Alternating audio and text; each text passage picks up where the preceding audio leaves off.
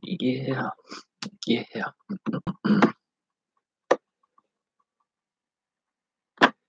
God, not even that. Right. Let's get that over there. La la la la la. Okay, here we go. So a lot more has happened. We now know more about the allegations against Man City and PSG and how they were assisted in allegedly breaching financial fair play. And what does that now mean for the financial fair play rules going forward for um, European football? Because obviously the rules are put in place. Clubs have fallen afoul of it, like AC Milan have been punished. And so, for a club like Man City or a club like PSG to openly flout the financial fair play, it is a concern because it seems there's one rule for one team and another rule for another team, and it undermines the process. It undermines everything. It undermines how the sport is seen by outsiders. It's undermining the trust between the fans and the federations and FIFA, which has been undermined enough over the years with the Sepp Blatter allegations and the corruption allegations around World Cup bids and a variety of other issues like that. It undermines the sport. Also, in the same Der Spiegel article, in the same Der Spiegel undercover reporting, they uncovered obviously the plans for the breakaway Super League involving 16 clubs, including Manchester United and Bayern Munich as named clubs. Again, undermining the relationship between the fans and those running the sport and those empowering the sport, organising.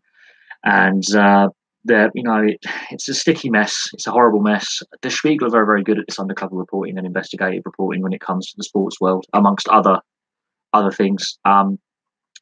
And if these allegations are proven to be true, and I believe there is a grain of truth to them, we can see real ruptures within the sport and a breakdown between the clubs and the fans.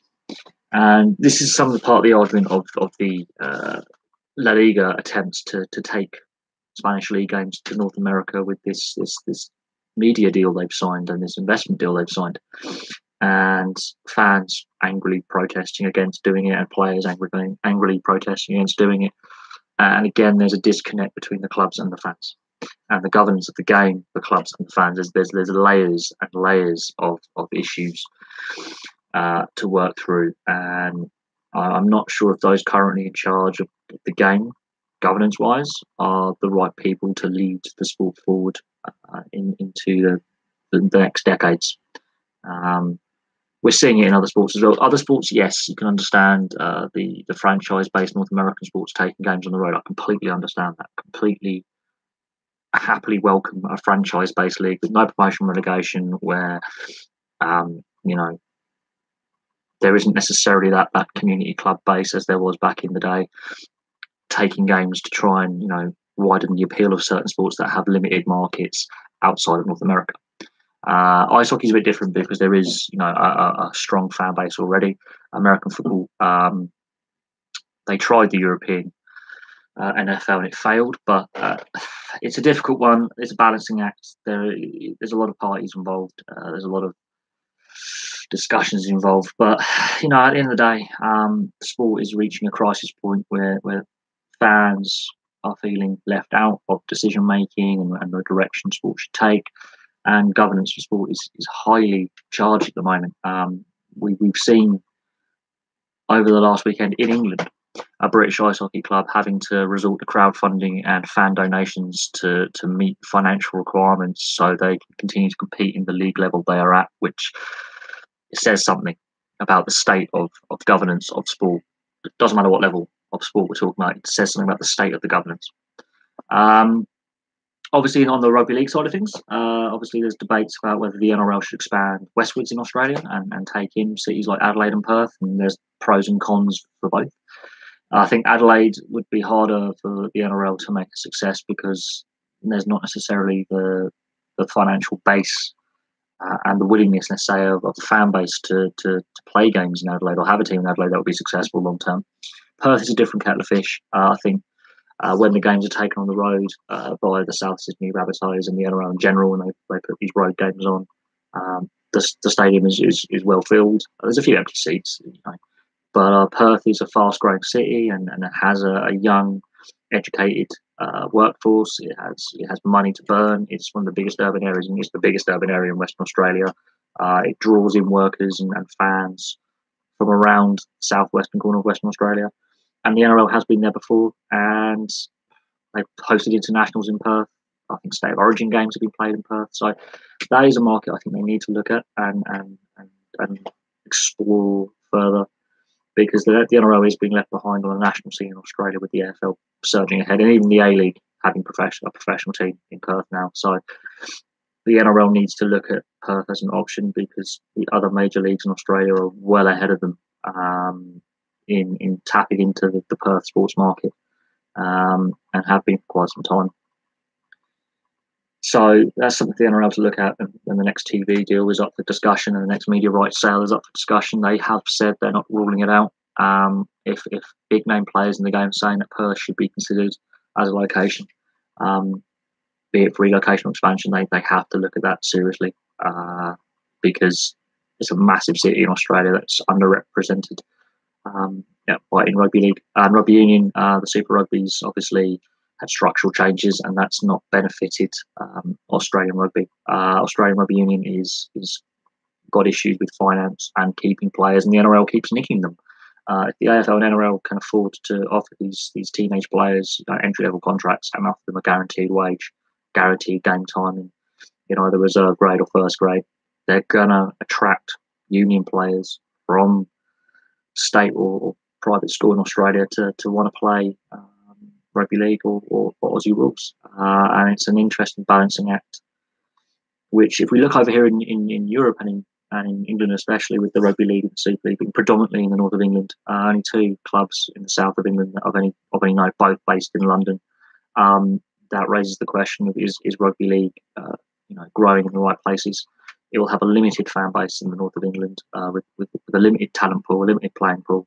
But what the London Broncos have shown, and to a certain extent the Toronto Wolfpack, is getting local fans involved, getting local youth playing. London Broncos have 8 London-based players who've come through either in the southeast or in the London area to play the game for the London Broncos. They've made it back to the Super League, predominantly on those 8 players being a core part of their team going forward, and they want to grow the game in the southeast of England, which is vital. If you want to be seen as a national competition, you've got to have teams outside, of just 3 or 4 counties in the north of England, which is basically what Super League is, and basically what rugby league in England is very limited player pool, very limited fan base. There's been a lot of depopulation of some of these northern towns and cities for the southeast, because there's more jobs, because there's more money available in the southeast of England. So it's again crucial that I think the Super League looks at setting up clubs or supporting clubs in the south of England. Like the London Scholars, like the London Broncos, making them successful, making them competitive, and building a fan base. Because I'm from the south of England, and I love rugby league, and I played it a little bit at school, and I really enjoy it. And the fact there's more professional clubs in the north of England playing rugby union, that says something about the state of play. And there's always this battle between the codes, and there's distrust between the codes going back to the split back in the 1860s. But I think both union and league need to get with the times, modernise their structures in place, and work together to have joint code clubs. Possibly that could be a way of alleviating the problem where you have in the summer the rugby league club plays, and in the autumn and winter the rugby union club plays, and therefore you can grow both games at the same time, support each other financially, because there's less money in both codes of rugby than there is, let's say, in football, and it makes logical sense. But this is me thinking outside the box. This is me being an observer of the sport. I'm not in charge of governance, but I've noticed with the 2 internationals we've seen so far in this 3-test series against New Zealand, both stadiums not fully filled, allocations, empty stands. It doesn't look good, especially when the first test was in Hull, which is a rugby league mad city. Can't fill the KC. Anfield, they didn't even try and even bother to sell tickets for the upper tiers, which I thought was a shocking attempt at trying to grow the game. So again, that's an interesting debating point. So I'm happy to take questions on a few of these things. And it's not just British sport; it's sport further afield. We've seen the Ottawa Senators players, including Matt Duchene, who's a key figure in the club, criticising the management and the special teams coach, and before a game against Arizona, which they went on to lose badly, by the way. They weren't aware they were being filmed by the onboard security camera. Obviously, the Uber driver's gone back to his depot, handing in security footage for the night. Obviously, one of the Uber employees was obviously a hockey fan, felt the need to post it. It's now gone viral. The Ottawa Senators and the NHL are trying to get this video taken down, and it keeps popping up because millions of people have shared it. That raises a question about many things about the Ottawa Senators and the atmosphere within that team, because the Hoffman-Carlson saga from last year, I think, is carried over. There's clearly a toxic atmosphere within the side. Duchene is obviously up for contract negotiations. He's one of the guys making some points about, the issues with the coaching. Chabot's in there. Some of these players have had decent starts to the season at Ottawa, but some of the defeats they've had have been absolutely hideous. They have been pummeled. Their power play is not good enough. Their penalty kill is just non-existent. And they've been hammered on the ice. And off the ice, there's so many issues with the ownership, transport links to their arena on the outskirts of Ottawa. The owner himself being very unpopular with the fans. So there's a lot of things going on over in Ontario with the Senators, and it's made big news, and a lot of people in North America are definitely talking about it, but it's making big news over here because we do have a hockey fan base. We have an established hockey fan base in established leagues. Yes, it could grow more. A lot of North Americans, especially Americans, don't realise that we play ice hockey or have a hockey league. Again, that comes down to the media representation of the NHL compared to some of the other major leagues in North America. But what happened with the Ottawa Senators? They're on the road. They're having a poor run of form. They've lost to Vegas, another team that is also having an indifferent season. They lose to Arizona, a team that's having a better than advertised season. They lose heavily in those games. They lose heavily. I think was it 9-2 against Buffalo. I mean, come on, these are the sides they're losing to. Arizona and Buffalo having good seasons compared to where they were last year. Vegas having a few struggles, but picking up a win against a team like Ottawa, I think would help them move forward. But the way the players were talking, I think there's obviously a disconnect between the players, the coaching staff, and the owner. There's obviously an atmosphere of negativity around that team. They feel that they're not being coached in the right way. And some of these guys have come from teams that have had more success, like San Jose, for example, or Colorado, where they've had a different style of coaching. And it's obviously not working out there. I think Eugene Melnick wants to move the team, to be honest, or sell the team. The fans want the team to stay, but the relationship is they're staying away from games and protests, which is actually aiding the relocation argument. And that's not good. So the Ottawa Senators is what the Canadians call a tire fire. I would call it a house fire that people keep adding kindling to. The situation, unfortunately, is so toxic there. It reminds me of the situation at Manchester United in English football, where the manager doesn't seem to have a good rapport with his players. The fans are getting frustrated. Yes, they are winning games and they are grinding out results, but the atmosphere isn't what it was when the team was successful. The owners have come under some criticism in the past. And again, a toxic atmosphere, unhappy place to ply your trade. Players not necessarily developing at the rate they should. There's a whole host of other issues going on. Danny Cipriani is still actively playing rugby. The last game I watched of Cipriani's was a European game, and he got sent off for. I felt a harsh decision. Obviously, this summer he's had the issues with his assault charge and conviction. He's had a string of off-field issues involving drink driving, alcohol-related incidents, high-profile relationships, especially with Kelly Brook. And the last couple of years, until his pre-season tour with Gloucester went a bit south, his rugby form has seriously improved. His off-field behaviours have improved, and then suddenly he changes side. Things are looking up. He's back in the England test side. Eddie Jones is now got him around the squad, and then he does this. I think it's a difficult one. He is still active. He is still willing to play for England. He hasn't announced he's going to retire from International Rugby Union. He's still playing for Gloucester. the last game I saw him play, he did get sent off. Now I felt that with the changing of ruling for headshots in rugby union, I think they need to strike a common sense balance. He wasn't attempting to make a tackle in the sense he was standing there. A teammate had tackled the player fell forward, and Cipriani's just in the way. Cipriani, when he was sent off, went to the referee and went to his teammates, like, what can I do? I'm in my defensive channel. If the guy was to actually not be tackled and hit him, he would have tackled him lower down. But obviously, shoulder made contact with the head, straight red. I think that was complete lunacy of a decision. Rugby union needs to work out with its rulings and its laws on, is it an intentional headshot? No, he's just stood there. It's not as if he's deliberately driven his shoulder into the player's head. He was literally a bystander in a tackle, but he's deemed to be the second man, and he's deemed to have made contact with the head. That's the last time I saw him play. I honestly don't know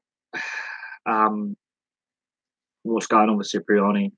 He clearly has a lot of off-field issues which have damaged his international career. He's played obviously abroad to try and just get game time because he wasn't having a decent time with the England setup. I think possibly Eddie Jones may not be the right man to lead England forward. I know they scraped to win against Africa by a point, but again there was issues with that performance, and that wasn't a full strength South African side. They were missing about 6 or 7 key players, so because it was outside the test window, so clubs don't have to actively release their players for international duty anyway. So World Rugby needs to look at the test window and is it appropriate, is it right? Cipriani himself, his off-field antics have harmed his England chances, no doubt. The World Cup is a year away. I think the World Cup final is pretty much a year away in Japan. I do think having Cipriani as an option at fly half or at fullback or as inside centre is an option that England could use on the field. Off the field, yes, he is a moron. I'm not going to deny Cipriani can't behave himself. On the field, he can be that impact player, or he can be, he can be that player that could be the key to go far in the World Cup and avenge 2015. Black Ops 4, I haven't bought it. I'm not a fan of the Black Ops series of Call of Duty. I never have been. I played Black Ops 3 and was really disappointed with it. Really, really disappointed with it. Didn't like it. Had it for a day and then traded it. But no, I'm not having this crap. The Black Ops series is roundly criticised by some. It hasn't sold as well as I think Activision would have wanted. Obviously, they've released it earlier than November. They normally release it in November. They've released it in October for various marketing reasons. But they released it at the same time that Assassin's Creed Odyssey was coming out and Red Dead Redemption 2 were coming out in the same month. And Red Dead Redemption has smashed the sales. Assassin's Creed did rather well as well. Black Ops, I don't know why they launched it then. They could have launched it closer to Christmas to make more sales. But every year there's a Call of Duty game coming out. I wasn't overwhelmed with World War II. I enjoyed the storyline. Online, I was indifferent to. I preferred the zombies than the actual standard online. And I wasn't overly impressed with World War II. I did enjoy the graphics and the storyline, yes, but the online left a bit to be desired. I wasn't so keen on the fact that Sledgehammer had three and a bit years to publish that game and put a lot of development in. I was left a little bit underwhelmed. I never really got to grips with the online. I still play Advanced Warfare, and I'm allowed Master Prestige 11. So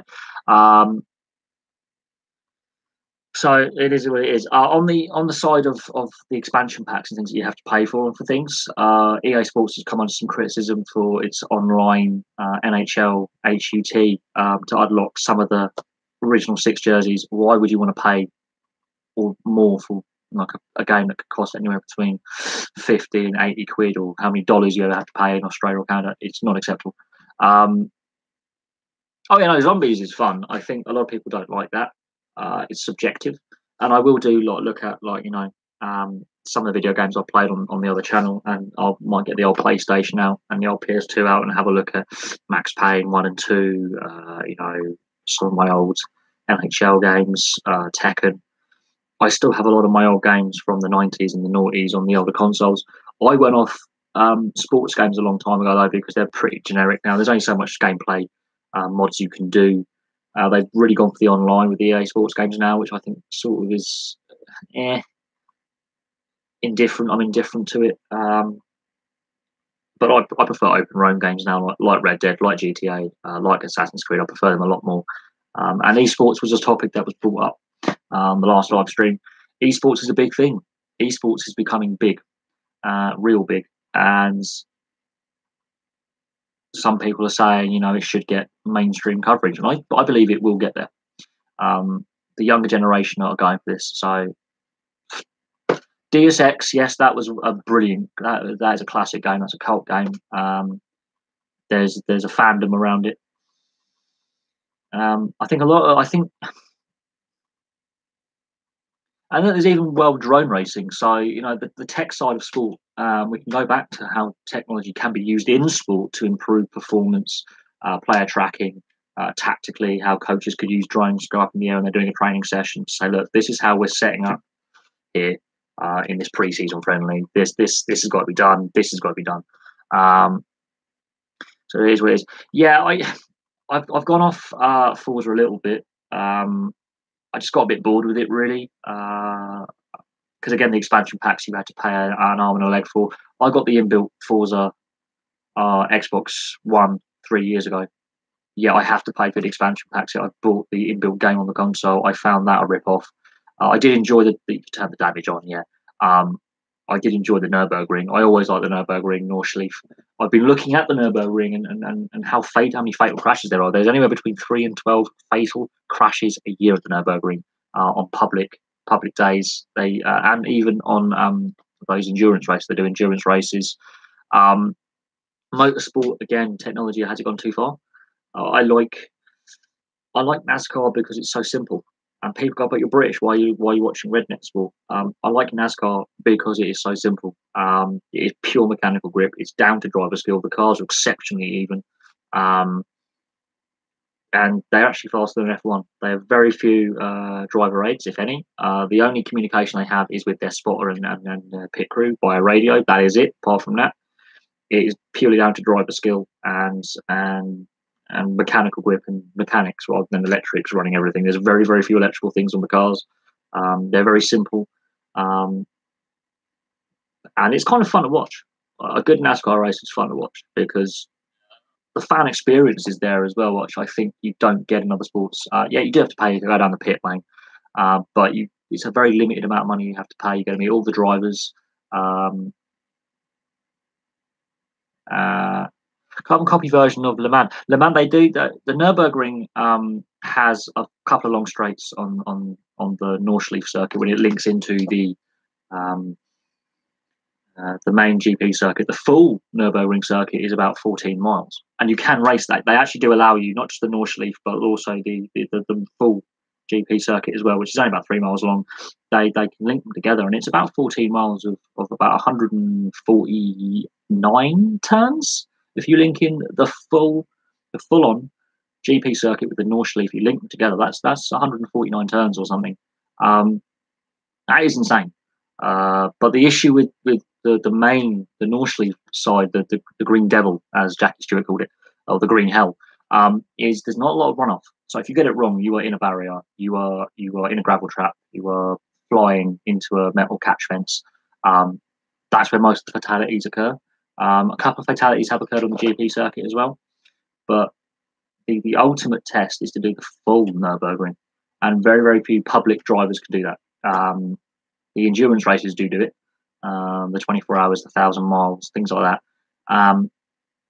But I think the Nürburgring is the ultimate racetrack. Le Mans is not far behind, but Le Mans is more straight. There's different track configurations for both, but Le Mans is more long straights with a couple of chicanes in it. Nürburgring is just twiddly. It's basically like, think of it like an old mountain road or a proper road car test track. And I've been watching a YouTube channel that deals solely with the Nürburgring, and a lot of the crashes are happening in about 5 or 6 sections of corners where they seem to have more accidents. I'm not saying they're not the most dangerous corners, but they seem to be a lot of drivers going off in exactly the same place, be it in the endurance races, the GT racing, or public sessions. They seem to go off regularly in similar sections towards the end of the Nordschleife and towards the middle of the Nordschleife. So that is an interesting circuit, and it's a circuit that I would like to go around. The full GP and Nordschleife all in one, go around it. I think I would have to do that. as part of the bucket list. Yes, Mark Webber did get aerial in the McLaren. I think it was a McLaren. It might have been just a standard Mercedes, but he did go aerial because the aero package, the front splitter, was not enough front grip. The air got underneath and flipped the car. Similar to his accident he had at Valencia in the F1, where he went up the back of Kovalainen, but without another car involved. He went to overtake a car. The turbulence got underneath the front splitter. There wasn't enough front downforce, and it just lifted the car end over end over end. And he was doing that about 170, 180. And that led to all the Mercedes cars being withdrawn from the race immediately. He did have a very, very. I think when he was interviewed on Top Gear, he went on Top Gear to do this, the F1 star and the reasonably priced car. They asked him about that, and it was like, I just shut my eyes and just hit the brake. When he was in the air, his foot is fully on the brake. He said, I was just there for the ride, hoped I lived. The F1 accident, again, where he went back Kovalainen, shows the issues with certain circuits with downforce, grip, and turbulent air from other vehicles, especially street circuits when you have the high barriers that basically funnel the air into a tunnel. There's a lot of circuits I am critical of. Silverstone is a mess. Donington, they've ruined that. So two of the best British motor racing circuits are just wrecked now because the Silverstone surface doesn't drain, and it's always had drainage issues. And Donington, obviously, the rebuild failed. They ran out of money, and the Donington Dunlop Bridge is gone, and they have Download Festival there with all the grease gets over the track, which has caused problems in the past. So, two of the most iconic racing circuits in Britain have been ruined by the owners of those tracks. But it is an interesting one. I think I understand why they put the halo in F1, but I'm not sure if that's the right way to protect the head because there's still gaps where bodywork can fly through. We've seen Marcus Ericsson's had a couple of big shunts this season in the Sauber, and one of them was the DRS got stuck open, which is something I think they need to get rid of completely. The drag reduction system, because it doesn't make fair racing. The car in front, car behind, you can just go to the side, open up, I'm past you, boy. Doesn't work for me, and that's what people were critical of, is if it fails and sticks open, which is done a few times, that's the result. He walked away unscathed. It shows the chassis that Sauber have put into that car is pretty good, and the body and the crash structures are top notch. But then there was another accident he had where it wasn't his fault, where a tyre hit the halo, and I even then bodywork was flying through the gaps in the halo, slightly different angle, fiberglass is hitting him in the neck. I don't know what else you can do to make it ultra safe. It's never going to be, but I do think the halo possibly have that thing right in the middle can restrict visibility. But I'm not an F1 driver. I haven't sat in an F1 car, so I can't really comment on what the drivers feel about the current halo head protection system they have and the current neck protection systems they have. But I think a fully enclosed cockpit with a glass dome, a reinforced fiberglass dome, possibly could be the way, with like a ejector button to fire it off if you have to get out quickly. But that's again, there's a Bugatti concept car that Bugatti and Volkswagen have come up with for possible F1. So we'll have to see that. Yes, the old F1 Detroit street circuit, I have seen footage of it. It's not nice. They tried it for a while. The US Grand Prix always seems to have some kind of controversy about it. Is it the wrong location, the wrong circuit? I remember at Indianapolis when Ralph Schumacher ended up 180 mile an hour backwards in the barrier and basically broke his back when the Michelin tyre failed during the tyre war era between Bridgestone and Michelin or Goodyear, whatever the tyre manufacturers were. And that race, the next day being a fast, only 6 cars competed, and all 6 cars finished. And the fans were lobbing missiles. The F1 Grand Prix the US Grand Prix has always been a contentious issue where they host it. It's always been a contentious, and the safety of some of the American tracks is just pretty non-existent. They've used Watkins Glen, Road America. I think they should go possibly Laguna Seca, but the corkscrew would scupper F1 cars. They wouldn't be able to make it. There would beach going down there. Long Beach, California. Yeah, there's been a couple of circuits that are no longer on the FIA calendar. But American motor racing, NASCAR seems to have got it right. IndyCar has sort of got it right with a mix of street and oval. But Long Beach, if you if you go on the Long Beach circuit on Forza, it's almost impossible to drive it. It is almost impossible to drive it as on a computer game. So God knows what it's like to drive in real life. There's a couple of corners that are basically, it doesn't matter if you follow, even if you follow the guideline that Forza gives you for the racing line, it's impossible to get around that final hairpin safely without having a bottleneck. There's a couple of corners that you just cannot do. And I'm surprised, it lasted as long as it did on the FIA circuit. Oh yeah, there's loads of them. There's a couple in the, I would say, the middle Confederate states, I call them, on the middle Atlantic seaboard that are abandoned. There's a couple in the Midwest that are abandoned. Again, it comes down to financing, and NASCAR I think NASCAR somewhere in, I think, was it South Carolina, Wilmington, I think, semi-built a NASCAR track, and we're 3/4 of the way through. And then I think the 2008 financial crisis scuppered that, and they haven't gone back to complete it. But it is in the middle of nowhere. Imola is another one. Ratzenberger died the day before. Barrichello ended up on top of the barrier and snapped the car in half and was lucky to survive. Everyone remembers Senna. They forget about Barrichello's accident and Ratzenberger's death the day before. I think Imola itself is just one of the, on European racetracks, it's the most dangerous, I think, after Monza. Monza's claimed a lot of lives, hence why they don't do the MotoGP at Monza anymore. They do superbikes in Monza, but not MotoGP. They refuse to go back. Monza has claimed lives.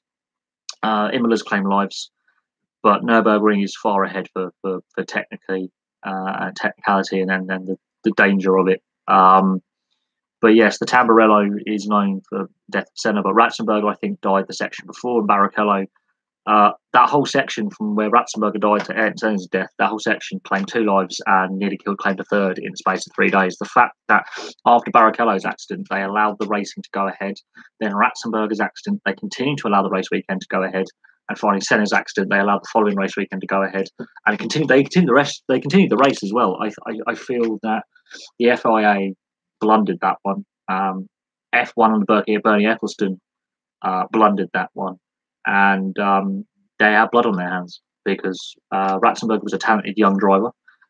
Senna was a legend, and Barrichello would become a legend, I suppose, as a cult figure of one of the fastest drivers in the car.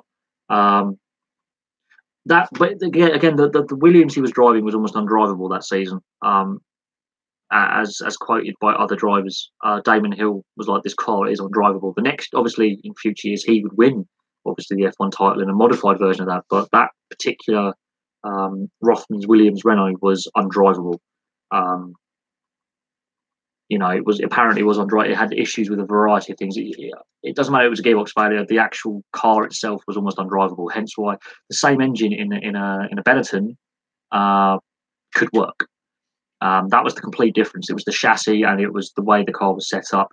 If you can't get a future world champion to drive it very well, Damon Hill, and you couldn't get Ayrton Senna, a repeat world champion, to drive it, it says that car was just, no one could drive that car. It was a terrible car. It's an iconic car for the top speed it had, but going around corners, it just didn't want to do it. Steering, it was all over the place. Aerodynamically, it was crap. But you put the same engine in a Benetton with the same gearbox, and it worked because of the way the car handled. There was a huge amount of issues with the car because they did put the same engine in a Benetton, and it worked. I believe Benetton was Renault. I'm not sure it was Ford by that point. Benetton went to Renault and stayed with Renault until they became the Prost Ligier team, and then they, ended up.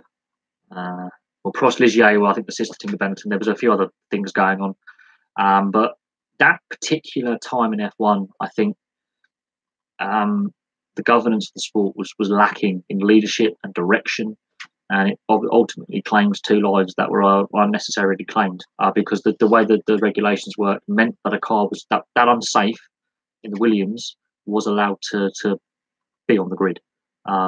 Ratzenberger, I'm not sure if the car he was driving, it was sponsored by MTV, and the team didn't last very long. But again, because of the regulations at that time, the cars were inherently unsafe, seriously dangerous.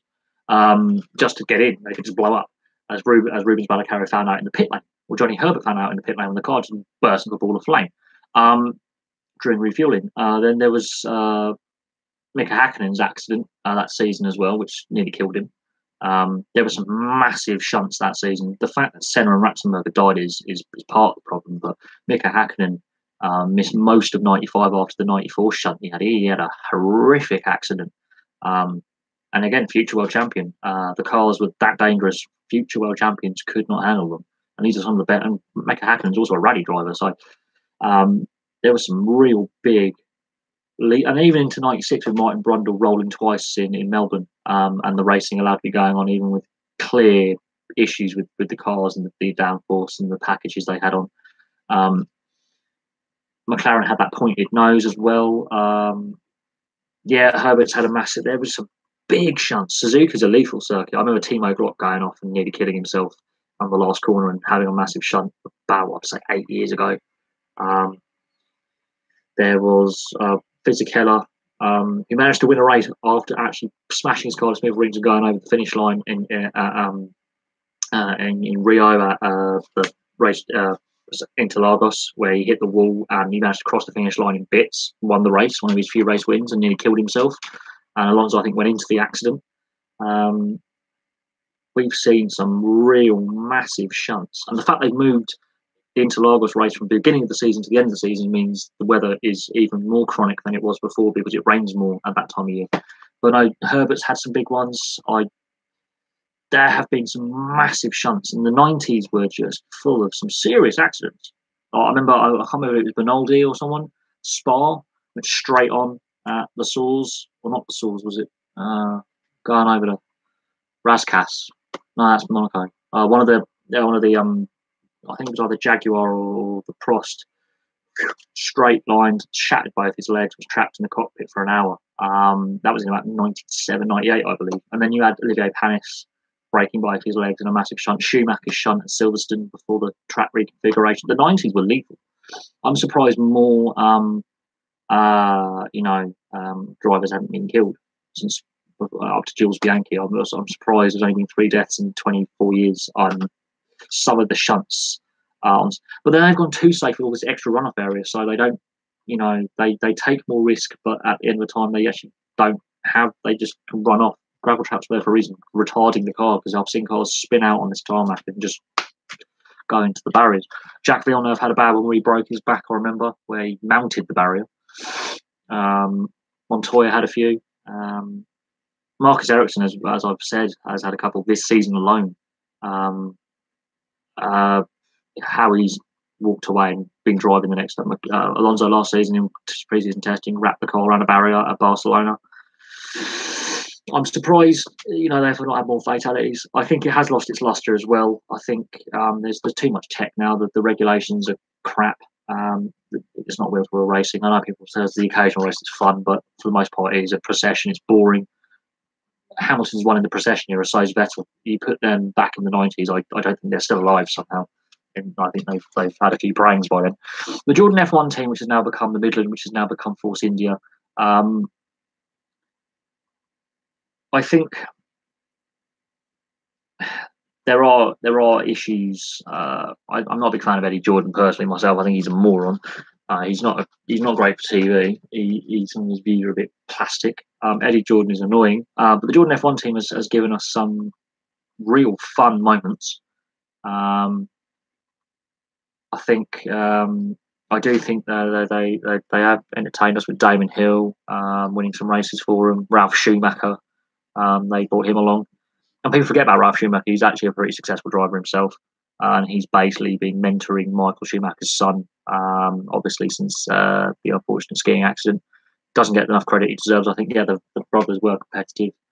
But if it wasn't for Michael Schumacher, Ralph Schumacher wouldn't be a racing driver. But no, the Jordan team gave us some really entertaining drivers that have come through the Jordan team at various times. And some of the Jordan cars have been involved in some absolutely massive shunts. So I remember Benson Edge's Jordan gold or yellow Jordan flying across like on bits and pieces of car flying off. It's a shame they're no longer a team. in the current sense. They've had many incarnations since they were no longer Jordan. Much like BIR Honda ended up becoming the Braun team, and now basically part of that team became what is the current Mercedes team because they developed the engine basically. So it's all very interesting how some of the teams have ended up in their current incarnations. But F1 for me lost its appeal a long time ago, long time ago. And I think as a kid growing up, watching Damon Hill and Jacques Villeneuve, and Mansell and Senna and Barrichello and Hakkinen, I just think it's lost the luster for me. It really has. It is a sport that is in need of serious reform as well. At the top end of motorsport, serious reform is needed. Some of the tracks are boring. The regulations seriously need to change in order to make it more interesting. And the Liberty Media want to do that, but then the teams are going, no, we don't want to do that. What? So it's up in the air, the future of F1. Same with MotoGP. I think the fact that TV rights have been taken off free to air completely on MotoGP is a mistake. They put them on BT Sport, less people are watching. It is what it is. I think Marquez doing what Valentino Rossi did is again another off-putter. There aren't talented riders, but I think pretty much there's only a couple of riders that are going to win a race in the dry. It has to rain for it to get interesting. But then we have the mess at Silverstone early this season in the rain when the bad weather kicked in, and that was an absolute shambles and damaged the integrity of the sport with how the fans were treated and the mess and the poor organisation. And it is what it is. Battlefield 1 I played, like the storyline style, the way they did the storyline differently. Online, didn't really get on with it very well. Didn't enjoy it as much. I'm not really an EA Games fan, so if you're telling me about EA Games, I'm not really a fan of them anymore. I've been going off EA Games and EA Sports for quite some time. Their servers are shocking. I did enjoy Battlefield. Don't get me wrong, Battlefield was enjoyable. The storyline, the actual online gaming, I didn't enjoy as much. But that is again subjective. It's what I found playing it. I've got a lot of friends who are more into Battlefield than Call of Duty. Yes, I will go with that. But it's more of a subjective thing for me. I prefer these open world roam games like Skyrim and Fallout. Although I didn't really enjoy Fallout as much as I thought I would. I enjoyed Skyrim a little bit more, but Fallout again fell a bit flat for me. Too many side quests. Bethesda, brilliant world map. Too many side quests. Too many difficult side quests. I don't think they got the variable difficulty right and things right on the last Fallout, which is a shame because it was a good game, but riddled with flaws. Obviously, Red Dead Redemption 2, I'm about halfway through the game now. I've still got over half the map to explore, and I'm really looking forward to the second half of the game because it's reached a really interesting point for me. Haven't played it for a couple of days. I don't want to play it every day because otherwise I think I would get bored of it very, very quickly. In the sense I will complete it and be like, I'm done. I might go back and do a bit more on Assassin's Creed as well, wrap up some side storylines. But again, it's subjective. So what people say they like and don't like is subjective. Much like my views on certain sports are subjective for me, someone else may have a different view. Especially when I do my match reviews on the Rugby League Internationals, my view and Rugby Union Internationals, my views are subjective of what I see. The fact that the UEFA Nations League has been taken off free to air and put straight on Sky means we have less accessibility to national sport. I don't give a toss about club sport. I like watching international test rugby, test cricket, football, and you reach peak popularity and then the sport seems to sell out like that and doesn't give a toss about us, the fans. So actually lets people get to enjoy watching top level professional sport, which I think is stupid. On the Alien franchise in films, yes, I think one of the most iconic film franchises with all the spin-off games and related media ever envisaged. Absolutely brilliant. It's cult. It's just a cult franchise in that sense. Absolutely brilliant franchise. Again, but it is subjective. Alien versus Predator, again, be subjective on that one. I watched some of those films and I was really disappointed because I think they've overdone it. They honestly have. But as you can see, I've obviously got this big cabinet here with books, films, all that kind of stuff. Go through, and on the other channel, and do reviews on books and films and periods of history. I've got under the bed. I've got books and films in storage that can't fit in the cabinet anymore. I've obviously got some more TV series, DVDs, and games, obviously, on my games room. So I do have a lot of stuff to go through and use as materials for research as well, which is really, really interesting. So I've got a lot of research materials which are easily accessible, which is kind of fun. And some of it's sports history as well. I've got some sports books and some really fun kind of reading material to research stuff and give me video ideas, because I think again, personal view is subjective. If I give my top 10 list of my my cricketing, my all-time cricketing 11, again, that is a subjective list, and I really debated that with a good friend of mine who is an ex-cricketer about who we put in, and he was actually quite, at the end of it, won over by my selection and my reasons why I selected those players. I mean, I could do I've done ultimate, like, Premier League 11. I've done my ultimate footballing 11. I might do my ultimate rugby 15 and my ultimate rugby league 13 with interchange bench. Again, it's going to be subjective, and again, people will have a disagree and not necessarily agree with the selections that I make. Because when you're doing a subjective list like that, it's based on your personal view, and it's very, very difficult to get everyone to agree to it. And people go, why have you missed this player out? Or why have you not named that guy as coach? Or why have you put this guy in this position? And it's just like, well, it's subjective.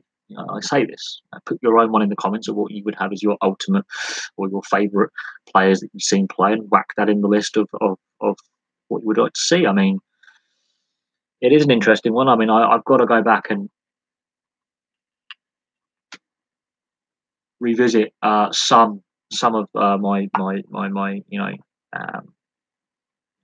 favourite players and look at the careers of some individuals, and then it's getting the whiteboard out and doing a lot more research and spending a lot more time on a video, which is something at the moment which I haven't been doing. And I need to make sure I get the right video, and I look at the right individual, and I look at the right sport and the right club, and work through lots of notes, which takes a lot of time.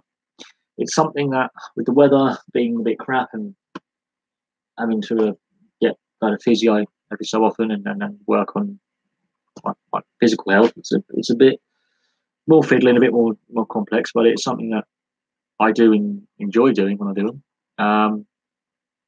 And I see on your World 11, some of those players are in my World 11 as well, my all-time 11, and it's very, very interesting that we actually have some players that are in both teams and some that are not. Neuer doesn't make my team. Maldini does. Cafu does. Zidane, Ronaldinho do, and Batistuta. So some of the players you've named are in my 11, and it is in the football playlist, so you can find it. And then there are those players you named that are not in. And again, I name my reasons why I have those players and the reasons why I don't have others. Because again, it is subjective, and that's what you've enjoyed watching, and those players that you enjoy, and for whatever they've achieved in the game. I do find it interesting when people name their favourite player of all time, or players they've met, or favourite era of sport. No, Alaba doesn't make it. Not yet. Not yet.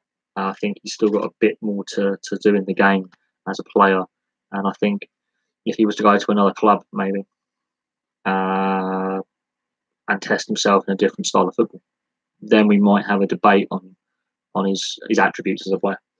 I think some players, where they've not had to play at more than one club, they haven't had to test a different style of football, different tactics, different league. There are very few one-club men left.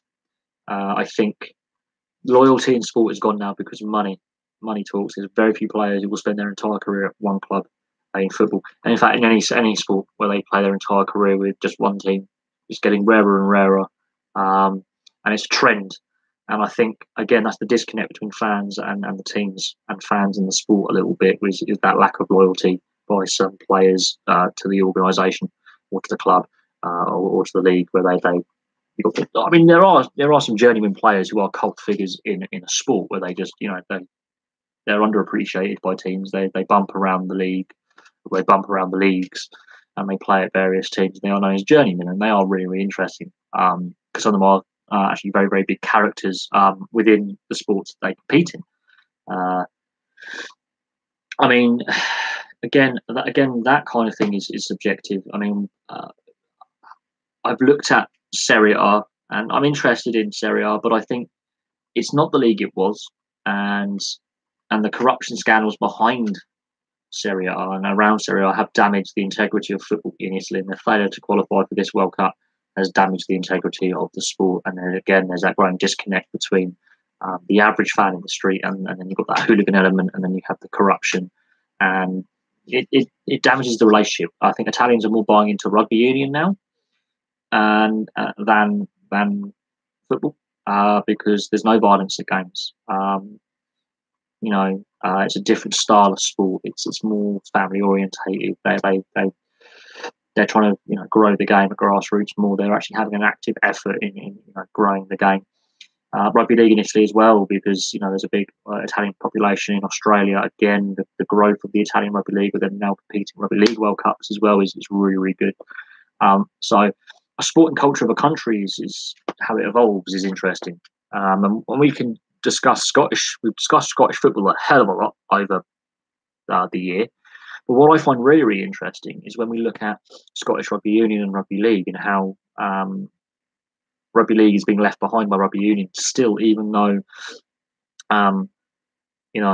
both codes, there's a lot of professionals in the English game for Rugby League. Is it the domestic game is failing? Yes. Why is it failing? Why are they not developing the game?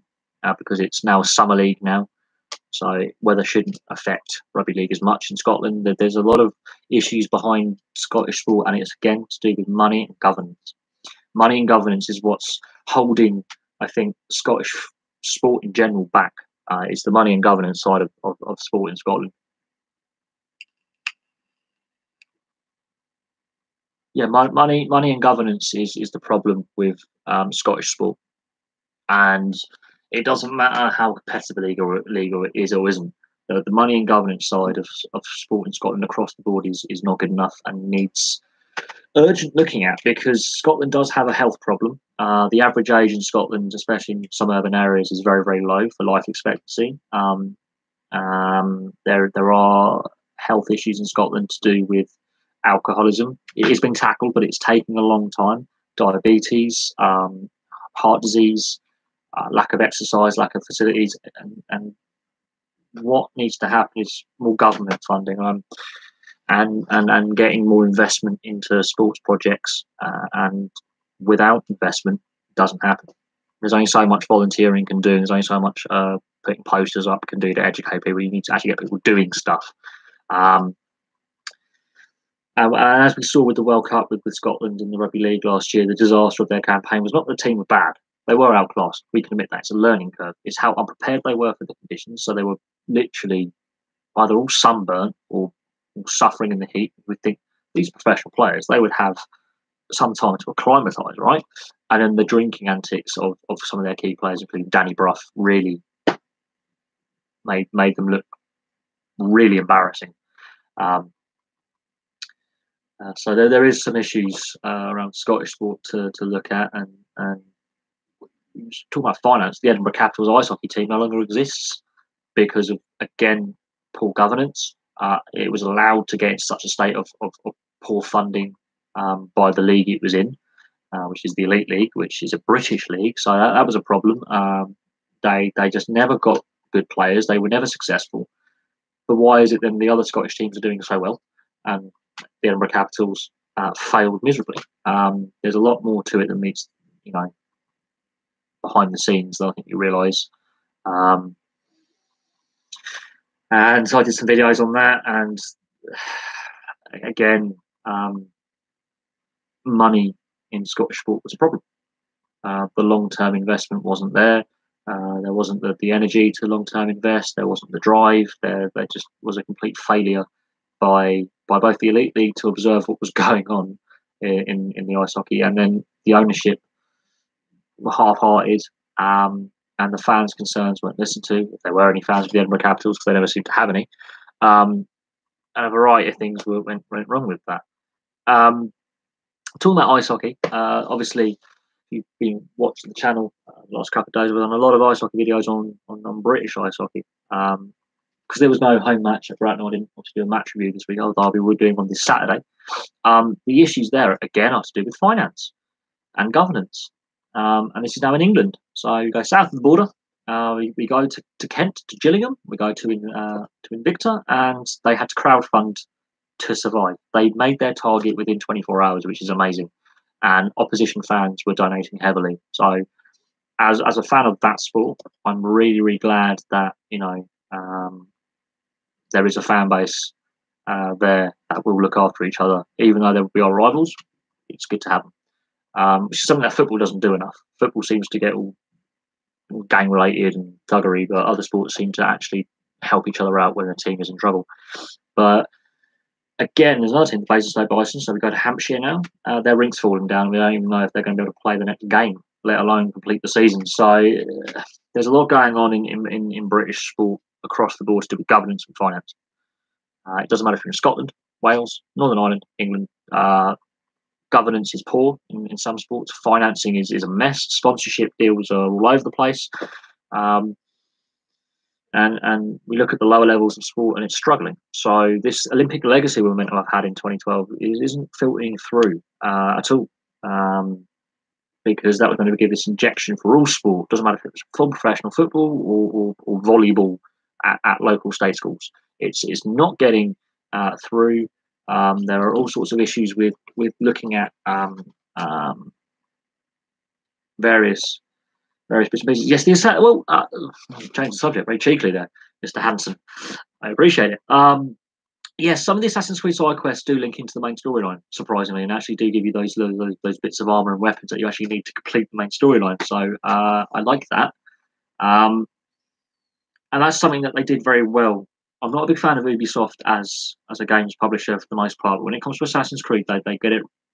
They really get it right. There's a few glitches in the game. There's a few plot holes in the game, but for the most part, they do very, very well with when they get the game published. And the Assassin's Creed franchise is one of the best, I think, franchises out there.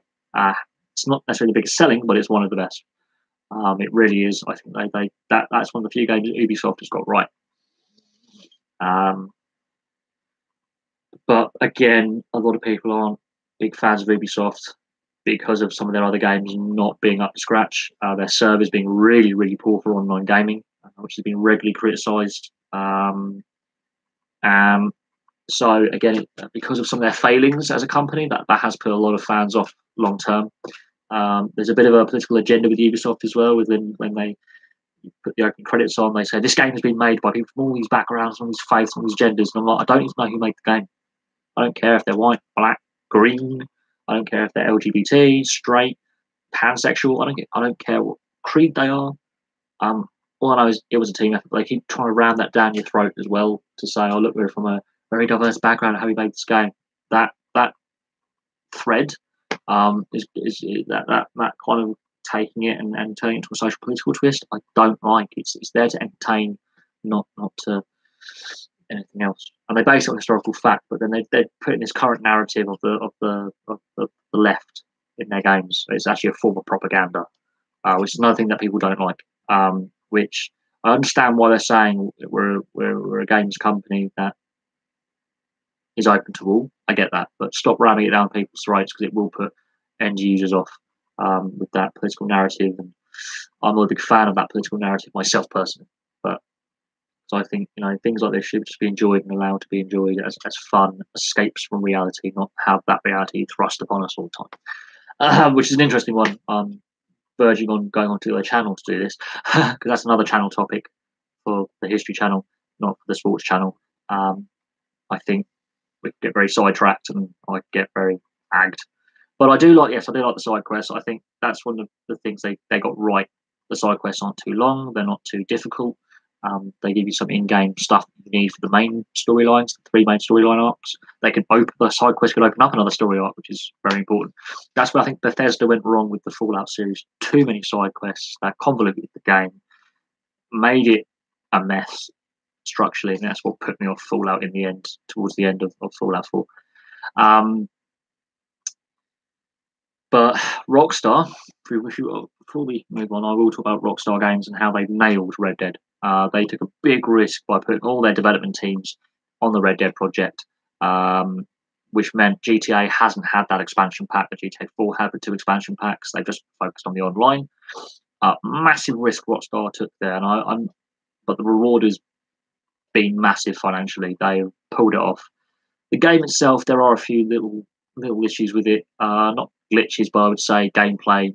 The weapon wheel, the items wheel is a little bit slow, and the fact they didn't get the online ready in time for the game's release. Again, I can understand why they want to get that perfect. The amount of effort and time they put in and get the glitches out of it by doing beta testing. But I think that if they got the online ready, I think they would probably sold even more copies of the game. But the actual game itself, I'm giving a 9.5 out of 10, and I'm not even halfway through it yet. I'm just about halfway through it, so there's still more for me to do in the actual game before I actually get to complete the main storyline.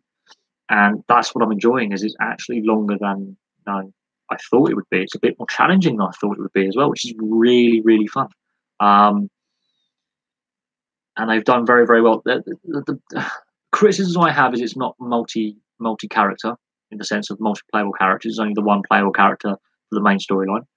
You don't get to swap characters for each different mission, which is a little bit annoying, to say the least, because I did enjoy that in GTA 5, that you could swap between characters at random times in the storyline, or even in the storyline, the character would swap for you. And you're like, what? I'm changing character now? So that's a little bit of a letdown, I think. Very, very minor. I was hoping with the size, the amount of in-game characters, that more characters would be playable.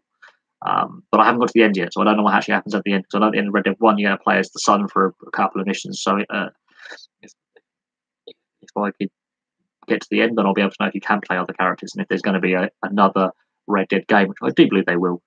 There's no way that they're going to leave that just 2 titles in the Red Dead part of the series out of the 3 games in total, because they did buy the rights of the original game. There's a linked game of another publisher, which they bought the rights to. So there is an open-ended thing there. But there's rumours they might try and link it into the GTA universe, which they have veiled out in fan fiction. So there's a lot going on there. But I am enjoying it so far.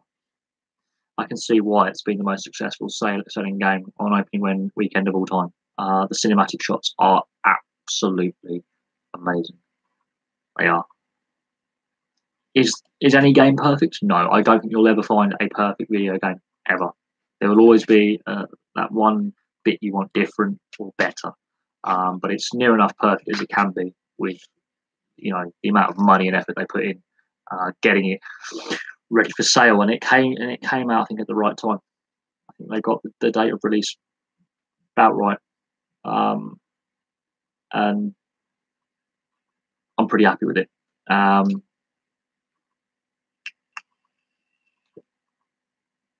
Would I say what improvements would I make? Multiplayer characters, multiple playable characters, but apart from that, I can't complain with what they've done. They use the GTA. What's my favorite color? That's a random question. Blue. Well, what I would say is I'm surprised more video game companies haven't gone into sponsoring sports. I know Edios did it with Man City for a long time before they went out of business.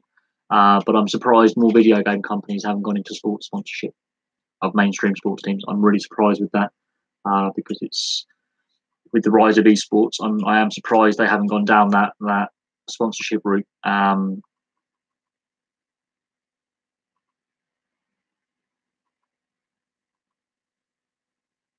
I have no idea what that question means, so I'm not going to answer it.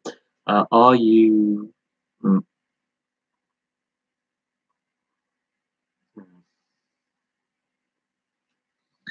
No, I'm not, and you can disappear. Straight as they come, mate. Yeah, but yeah, fucking weirdo. We get one thing I say about trolls: the more trolls I get, the more popular the channel is getting. So, um, I'm enjoying actually being trolled by some people, but that's not the first time I've had a homophobic slur sent my way. So that's fine. That'll add to the persistent trolling. Um, that's something that I will question YouTube about is the fact that um, this keeps happening on people's live streams and on people's videos, that you can block someone for offensive comments or spamming, yet they just open up another account and they're back on within a few minutes. With the rise of IP tracking software, I'm surprised that's still a thing. But no, he's gone now. I will see if he comes back on in a few minutes with a different account and ask similar questions. But don't give him the time of day. We should continue. What's coming up? Obviously, we've got the third Test rugby league between England and New Zealand, and now the full program of rugby union internationals for the autumn kicks into gear as well, which means that full strength sides can be selected because they're now inside the Test window, which is something that World Rugby needs to look at. Is this Test window rule they have? I know there are things in place to reduce the amount of games players are allowed to play per season, both club and international level. I believe that is a player welfare thing. That's going to be interesting to look at. To see, obviously, with more full strength sides being able to be selected for this weekend, how teams play, and also what effects the change of weather will have, because weather's going to be really bad this weekend. So we'll see if the weather conditions have a massive effect on how the game's played, and how the pitch surfaces hold up, and how the players adapt to the weather conditions, because the third rugby league test is at Headingley. And I've been very, very critical of the fact that the Anfield test they had between England and New Zealand for the second test of the rugby league series was the wrong stadium. I think rugby league fans would admit it was the wrong stadium to choose. It's outside of a World Cup cycle. It's not a World Cup. So why are you taking a test series to the stadium that is not a rugby stadium or either code? It's a football stadium. So there was issues about the width and the length of the pitch at Anfield not being 100% suitable for rugby league. So the in-goal area being on the small side, the narrowness of the pitch, that was raised. I think if they couldn't fill the KC Stadium in Hull, which is a rugby league hotbed because there's two clubs in Hull of professional standard, and it's a rugby league city. What gave him the idea that Anfield was going to be a good idea? No, I don't think it should go back to being amateur and start again. I just think the people currently running the game are the ones destroying the game, because the TV rights is a massive talking point. The fact that they're claiming that Headingley is going to be sold out. Now, does that mean all tiers of Headingley Stadium? Because they couldn't sell out the KC. Anfield, they kept the top tiers taped off, and they couldn't even fill the bottom tiers. Atmosphere has been an issue. Ticket price is clearly a problem then if they're not selling out the KC. I'm going to go back to the KC for the first test. There's been concerns about using Wembley for the Challenge Cup final. The Super League Grand Final being played at Old Trafford works, but rugby league is not expanding in the south of England, where there's a lot of money. The sport does need cash investment quickly. It's not got enough money. It's got a limited playing pool and fan base if you're basing it solely in the north of England, because there's a limited population size where these teams play. I know they've gone to Canada, and I know they're supporting some French sides in some of the top French sides like Toulouse and Catalan into the Super League promotion relegation structure, with Toulouse, I think, in the Championship at the moment. So the French merging with the English League is a good idea. There is actually a professional French league as well, but it's a far lower standard, and their best players get picked up by Toulouse and Catalan, and then they end up in the Super League or NRL system. Finance is an issue. If they were to expand into the northwest of France, for example, like they say, they tried it with Paris before with Paris Saint-Germain, it didn't work out because that was governance. But the London Broncos has survived. Paris Saint-Germain no longer has a rugby league team, but London Broncos survived from its inception in the 80s. It was around the 80s, London Broncos, and then the Super League came about, and they were a mainstay for the Super League, apart from a brief period where they obviously got relegated out because the team was that bad. But I think it's important that they look at the other areas of England that don't have rugby league representation and try and grow the game and grow the playing base at amateur and semi-professional and professional level in the South and the Midlands and the Southwest, because there's a lot of untapped playing resource there. It's a summer league now, so it'll give kids something to do in the summer if they want to play, because it's going to be drier, more outdoor activity. And there's an untapped playing base. There's a reason why England came up short in the World Cup last year, massively short. Bigger population, smaller playing base than Australia. I would say, as a rugby league team that I follow, my local teams are the London Scholars and the London Broncos, but they're obviously based. One's based in Ealing, which is easy to get to, I suppose, for me, and one's based up in Barnet. I think at the moment, I think the Broncos aren't based in Ealing. Are they both based in Ealing at the moment? I know they've migrated around the London area with their stadium. I know the Broncos at one point were playing out of the Stoop, which is obviously Harlequin's home stadium in Rugby Union, and they had a brief merger, which I think more rugby club league and union clubs need to do. I know Leeds Rhinos and the Yorkshire Carnegie, which is basically Leeds Rugby Union Club, are joined together now. I know that the Broncos tried it with Harlequins. I think that is an option they need to go back and look at, is combining both union and league clubs together to pool resources to make both sports more financially viable. For me, I follow the Canberra Raiders in the NRL. I don't really have a favourite rugby league, Super League side. I don't, because there isn't the presence in the south of England, which is a big problem. I'm a rugby league fan, but I'm not from the north of England, so I'm a rarity. Apart from the two London clubs, there isn't a lot of fans of rugby league in the south of England that I'm aware of. I think they're missing a trick by not looking at the Midlands and the south of England as a potential market, because that's where most of the money is. And rugby league as a sport in the UK is desperate for funds and sponsorship and growth. Some of the stadiums need rebuilding, refurbing. There's not a lot of money in the sport. And I think it needs to look at investing or growing in the south of England.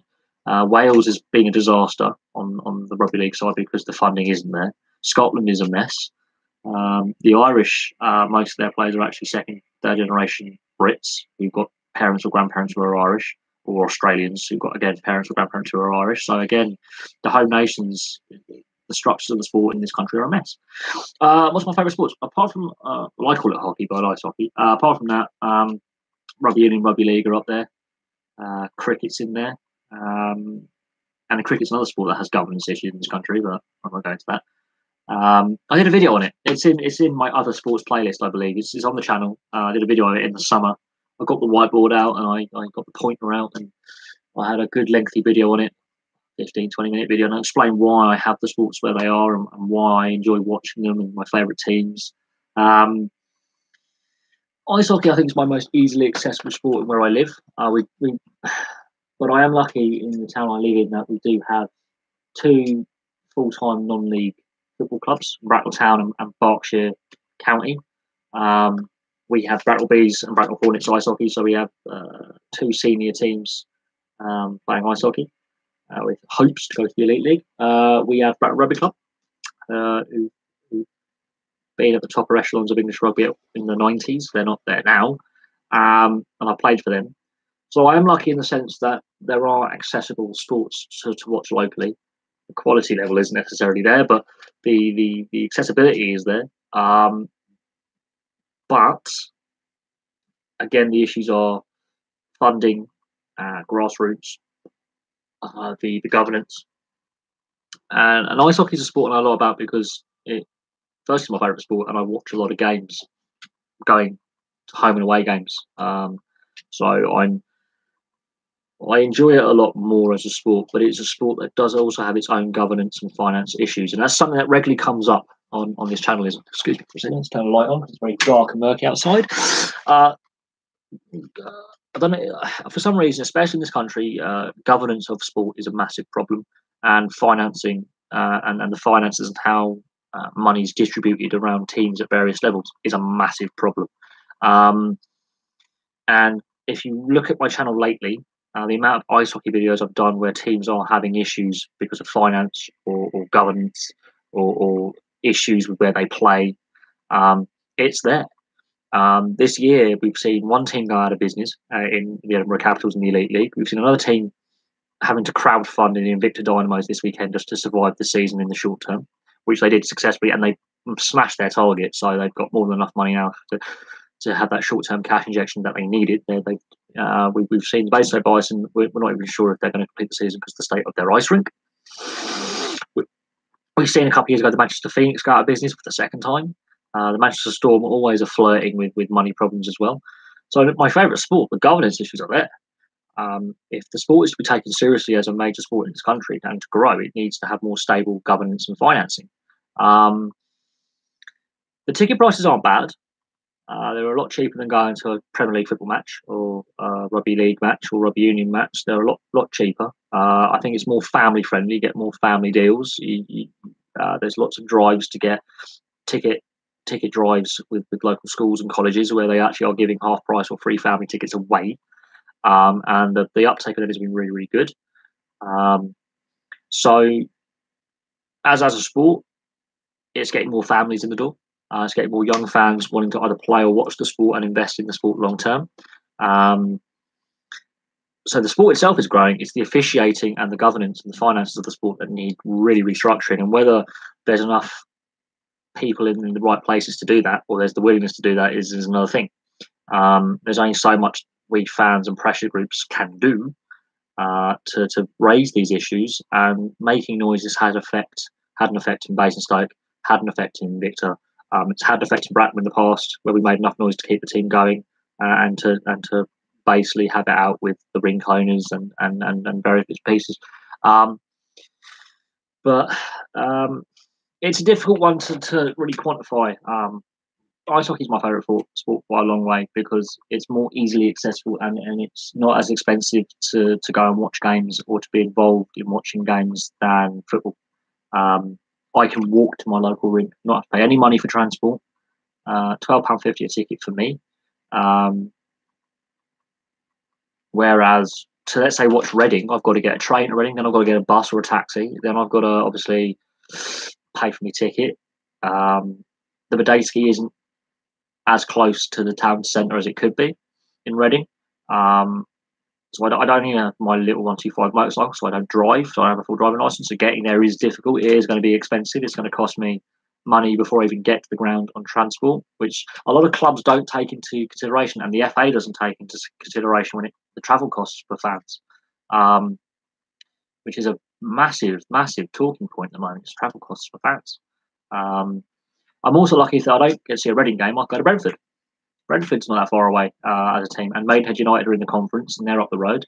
My mate's pub is literally on the street corner on York Road, right next to the ground. So I really do enjoy seeing the football banter, and all the football fans on a match day are walking past my mate's pub. We invite them in. We have drinks with them. We have a really good bit of banter.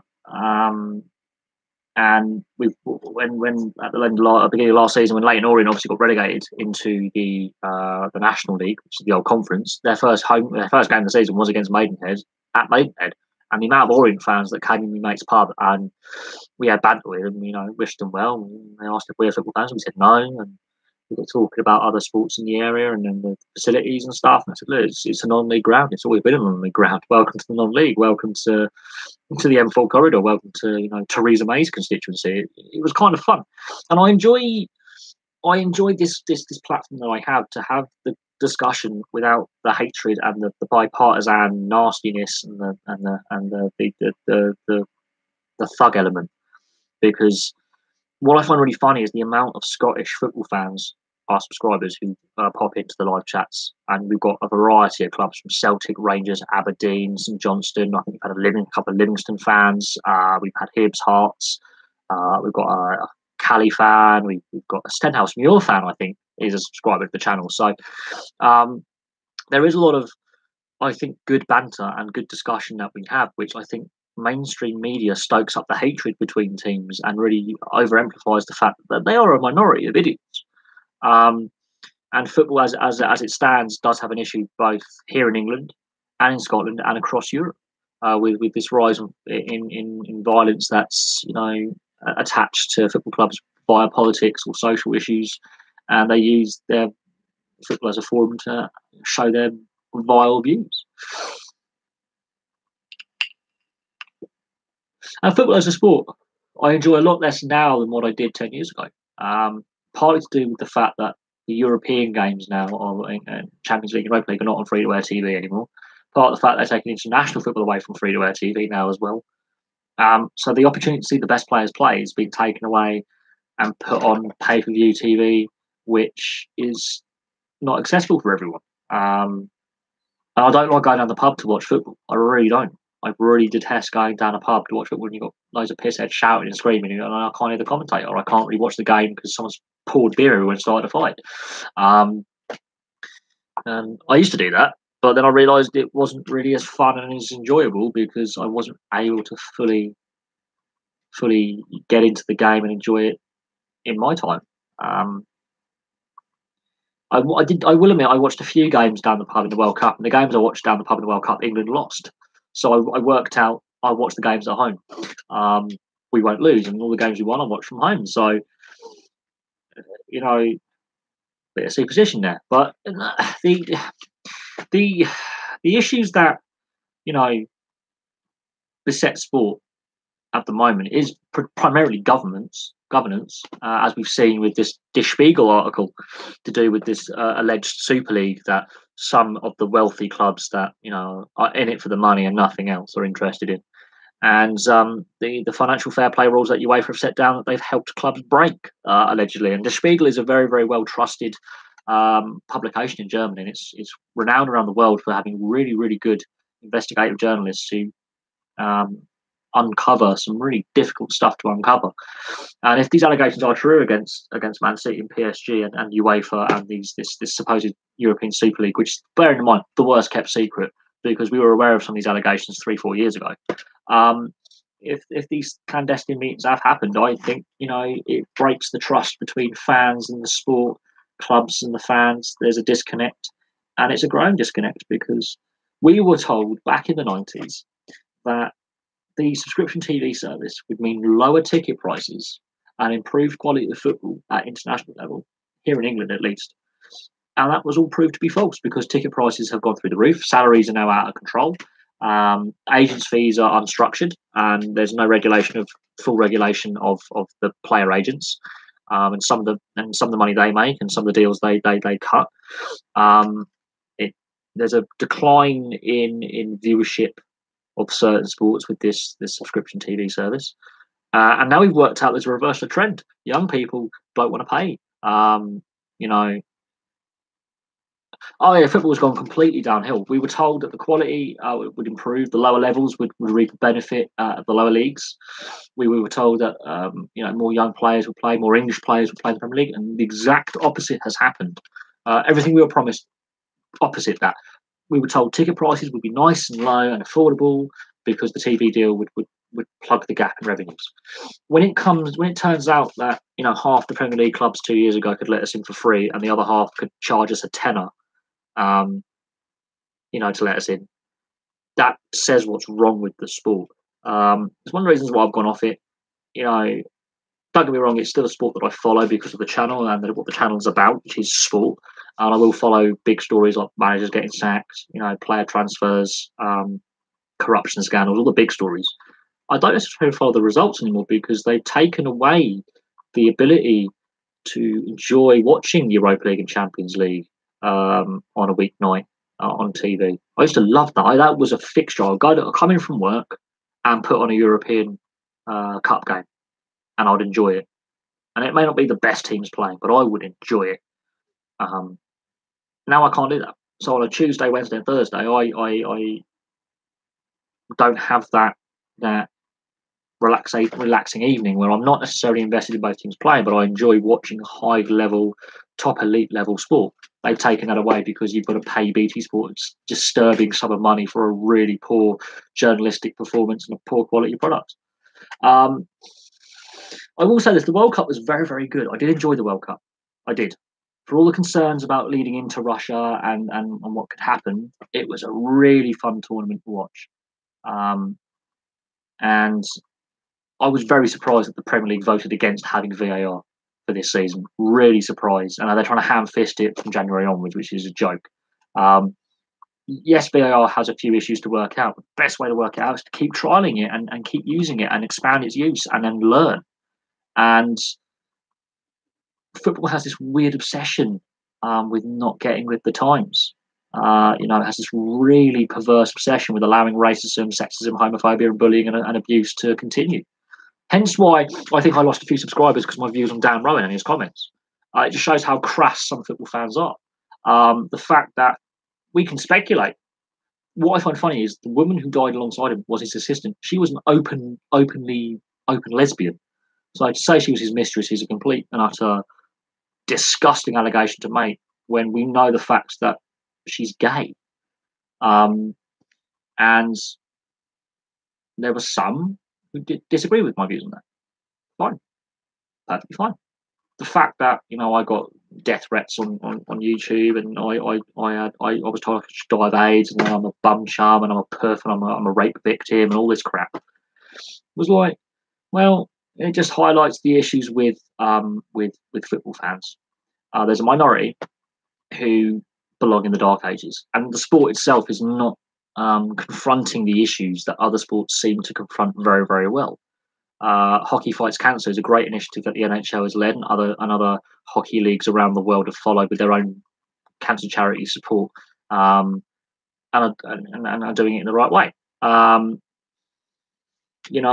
think you got rugby league and rugby union have open days for fans where they will go around and they will coach school kids, and they don't need the press to do it. They go around and they arrange off-season training sessions or midweek training sessions, where they go to the local schools and they will a player or players and a coach will take a midweek training session at a state or private school. I was lucky enough to have Sir Clive Woodward visit my school and coach some of my friends, and then he would go around and he would look at all the kids in the year groups, and he would say, how are you finding it? What do you enjoy? What do you not enjoy? What's your favourite club team? What's your favourite international player? And he would ask the questions. Were there TV cameras there? No. But for football, when they do that, they have to have the TV cameras when they visit a hospital or they do their community good work to make themselves justify their wages. I think football has gone very, very wrong. I think the money has really ruined sport too much. I understand sports a business and you've got to make a profit, but I think they've got it wrong. I think they've got the balance wrong between the commercial side of it and the actual playing side and the experience. They've really gone down a slippery slope, and I don't think there's a way out apart from an absolute disaster which could cripple the sport and have to lead complete restructuring from top to bottom, which will be even more expensive because they refuse to look at the issues that the sport is facing and tackle them. So I'm so surprised with the amount of money in football. Why is it taking this long to get technology to aid officials when rugby league, rugby union, cricket, and ice hockey sports with less money, mind, in Europe or in this country have already got that tech in place? That's what I find really funny. Is worldwide as well. Sports with less financial backing still got a lot of money, but with less financial backing, have managed to get tech in there to help the officials, help the game flow, with discipline, with the replays. Football is so far behind. I think, back when I was a kid, obviously Reading played at the old Elm Park, which was a bog. But a lot of the Reading, even now, a lot of the Reading players live locally. I know a few of the ex-players because they live locally. They, shop locally. We're talking about players from the 90s when Reading were a Division 3 side, and they're still vocal. They're still active in the community. They still help out in the community. A lot of the Bracknell Bees ice hockey players back in the day all used to live down the same road near the ice rink, and they were very accessible and very open. And they would have a very thick American or Canadian accent, but they would be in the community and involved in the community. And even now they still are. They're big. They're big. They're big in the local community. Yes, the sport is played at a lower level by Bracknell these days. They're in the second tier, not the first tier. I'm hoping one day they go back to the top level of British ice hockey. But the players are heavily involved in community projects. But because it's a lesser known sport or lesser played sport, they don't have the TV cameras in their face. But they don't need to because of the way they go about themselves. I think Premier League football players, when they visit that kids' hospital, they do that charity thing. The TV cameras have to be there to show them in a good light. They should just do that regardless of their image. They should just help out at the local children's hospital or the local orphanage or the local homeless shelter off the goodness of their hearts, not because they want to have a PR image. And I think that's where football's gone wrong as well, is this PR image where they're trying to show these players in a positive light. These guys are whining about getting, I mean, Danny Rose, I think, was whining about getting paid 50 grand a week and said he was underpaid. What? I'd be lucky to earn that in 3 years in some of the jobs I've done. 50 grand a week and he's complaining he's not paid enough. I think he was misunderstood when he said that, because in actual terms, yeah, at other clubs, you get paid 100 grand a week, 300 grand a week. But the fact that he was whining about getting paid 50 grand a week and going, that's not enough money, is a sad state of affairs when players are complaining about that. And I'm critical of the amount I think they're paid, and the amount of money we have to pay to watch them, because they've asked for so much money, because the greed in the sport knows no bounds. It's the same in some of the American sports as well, in like NFL and Major League Baseball, basketball. Some of the contracts they're on are disgusting amounts of money. And not even good disgusting, like, oh, he deserves that. We're talking hundreds of millions of dollars a year in contracts. Another reason why ice hockey, they're paid so much less, so much less for what they do. And it's one of the more brutal sports out there. They're paid a pittance compared to some of the NFL star quarterbacks or NBA stars like LeBron James. They're paid a pittance. They're still making multi-millions, but if you look in real terms, they're paid a tenth of what an average NBA player would earn. It's disgusting. It's something that I'm concerned about sport, that the gravy train, that the amount of money is losing touch with the average fan in the street. And a lot of sports fans are working class people on average wages, who earn in a year what some of these guys earn in a week. And this is where I think that the balance has gone between the roots of a sport and the culture behind a sport, and now the pure greed. It's giving young kids who are growing up the wrong idea of what it is to be a professional sportsman. It really is. Now, Raheem Sterling, he is a controversial figure. I don't rate him as a player. I really don't. He's too hit and miss. Yeah, he's a good player, but he's not at elite level. The fact he's got a barber shop in his house, his own personal barber, is embarrassing. My ex-partner used to work in Kingston upon Thames, and obviously a lot of the Chelsea training ground and the Wimbledon players, obviously, playing at Kingston. One of the youth players, or one of the squad players, was, "Do you know who I am?" Like entitlement. She goes, "No." "Well, I play for so-and-so." I don't care. That's when I was going out with her. And then he got really shitty with her, and I was meeting her from work, and she said, "That guy's been really, really crappy to me." I was like, "I'll have a word with him." And I knew he was. I went, "Mate, you're not going to make it at Chelsea. You go out and loan some shitty League Two club." And then, lo and behold, he ended up in a League Two club. I said, "You're not worth that much, mate. You ain't going to make the first team. You end up in League One, League Two, playing on a bog." And he did. He didn't like that, but he thought he was entitled because of what he does. I said, "Mate, you want a lot of money a week doing fuck all. You ain't nothing special. So what, you earn in a week what I would earn in a year? Big fucking deal. You've insulted my missus. By the way, your chick's only with you because you're cash, not because of the size of your dick. By the way, I'm gonna have sex in about 25 minutes, and you're gonna be pounding around getting your bloody nails done." So I told him, "What a guy." Safe to say, never meant that hairdresser's get his hair cut again. But that's the kind of image that young aspiring kids who want to become football players are seeing. They're seeing their idols get paid obscene amounts of money, and they think that's what they're going to get. And a lot of them do end up having a culture shock when they are playing in League Two and League One and the non-league for a lot less money.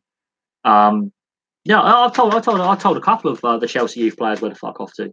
And what I found really, really funny is all the Chelsea players that were hanging around the Bentall Centre in Kingston, in London, all these youth players, giving it all the large. Not a single one of them. I think one of them has made it into the Chelsea side for a brief spell. Not a single one of them is playing for Chelsea now in their first team. They're all out either in League One, League Two, or struggling in the lower leagues in Europe, and I found that hilarious. You know, you got to put them in their place because, unfortunately, because of the image they've seen for the last 20 years, is these star players getting these multi-million-pound contracts and driving these big Bentleys and Range Rovers and having the real vacuous plastic girlfriend. That's what they're going to get, and only about 5% of academy players or something, or 10% actually make it into the professional ranks in the professional leagues in this country, and then out of that, about a fifth of them might play in the Championship of the Premier League at some point, even if it's a game. The actual turnover, a lot of them get stuck in the non-league, and they're also ending up working on building sites, plumbers, painters. They're the ones who I actually appreciate. The players like a Jamie Vardy or a Grant Holt or what's his name? Ricky Lambert, who've actually had to play in the non-league and actually had to work in the real world. I appreciate them more. They may not be the best players in the world. Vardy's got a fair bit of skill, but Grant Holt and Ricky Lambert, you know, they've had to. I think Grant Holt had to work on a building site, and Ricky Lambert was working in a beetroot factory, a canning factory. They've lived in the real world. They've lived on the breadline. That's why I respect them as players. That's the difference. Is those players that come through the non-league ranks who actually are the local plumber, and they play part time. There was a guy I was working with at my last job in the warehouse, and he's a goalkeeper, and he was basically a free agent. He would play for a various number of clubs. He would rotate around the non-league in the south of England. He's played for Farnborough, he's played against Farnborough, he's played for Cove United, he's played for a variety of these non-league clubs floating around the non-league, the real. But his goal is just to play a professional game. If he gets to play in League Two, he's made his goal. He's had a fair few injuries though. He's had dislocated shoulders, concussions, heart problems. He works a full-time job and he plays and works 7 days a week. He doesn't have a day off. He doesn't. That's the effort you've got to put in to make it as a player. And a lot of these kids go to these academies and think it's going to come on a silver plate, and they're not assisted in the right way by the clubs. The clubs are failing them as well.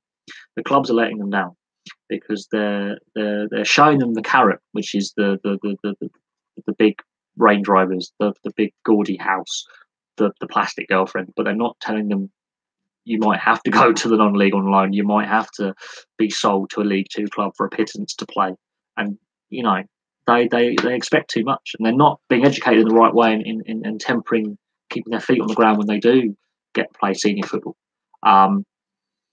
and they're given the wrong mindset. That's why I prefer watching the lower league and non-league football, because if they do make it and they get scouted by a big club, they know what it is to have hard graft and to go out and be a painter decorator, or go out and work as a farm labourer, or go out and be a plumber or a shop assistant or a warehouse worker. They're the ones I give respect to. And the ones I named, like Vardy, Holt and Lambert, all went through the non-league. They were all told as players they weren't going to make it as professionals. They were all told when they were in academies, no, you're not good enough. And then they all made it into the Premier League. And the fact that one of them's now won the Premier League, says something. It's the same with Ian Wright. He was a non-league player. He was constantly in and out of trouble in South London.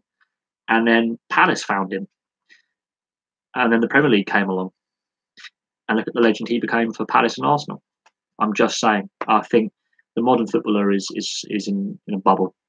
And the lower level football players, they're the real players. They're the ones just putting the hard graft, who ain't these playboys. These are the ones who actually working bloody hard day in, day out just to get by.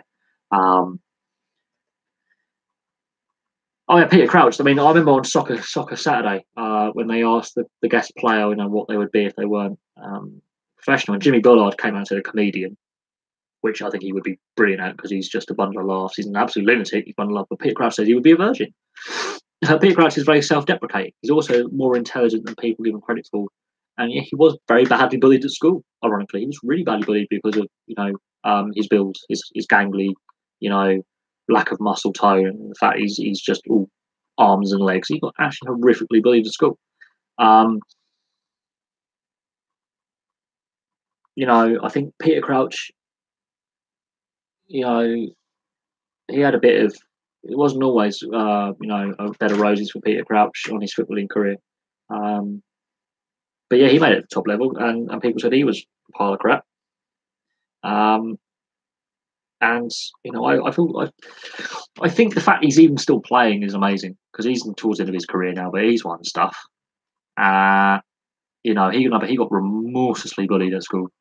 He's been very open about that. But I think he's had a fair bit of crap in his career. But this is, I think, the problem with football is the image given to young kids is wrong. Um, you know, you got to look at some of the lesser leagues in Europe where the money isn't necessarily as much. And I think even then there is a disconnect. Some of these young players don't live in reality. They're given far too much too quickly. They're paid too much too soon. And a crap player can earn 7 million a year. Like look at Sterling. Oh, not the other. What's the other Sterling? Not Raheem. Another one, Sinclair. There you go. When he was at Man City, he was earning 7 million a year, sat on the bench doing nothing, being a crap player. Um, so there we go. That's my rant over on the state of modern football and the greed in it. Moving on. Do you listen to old-time hockey podcasts? I do. There's a couple of hockey podcasts I listen to.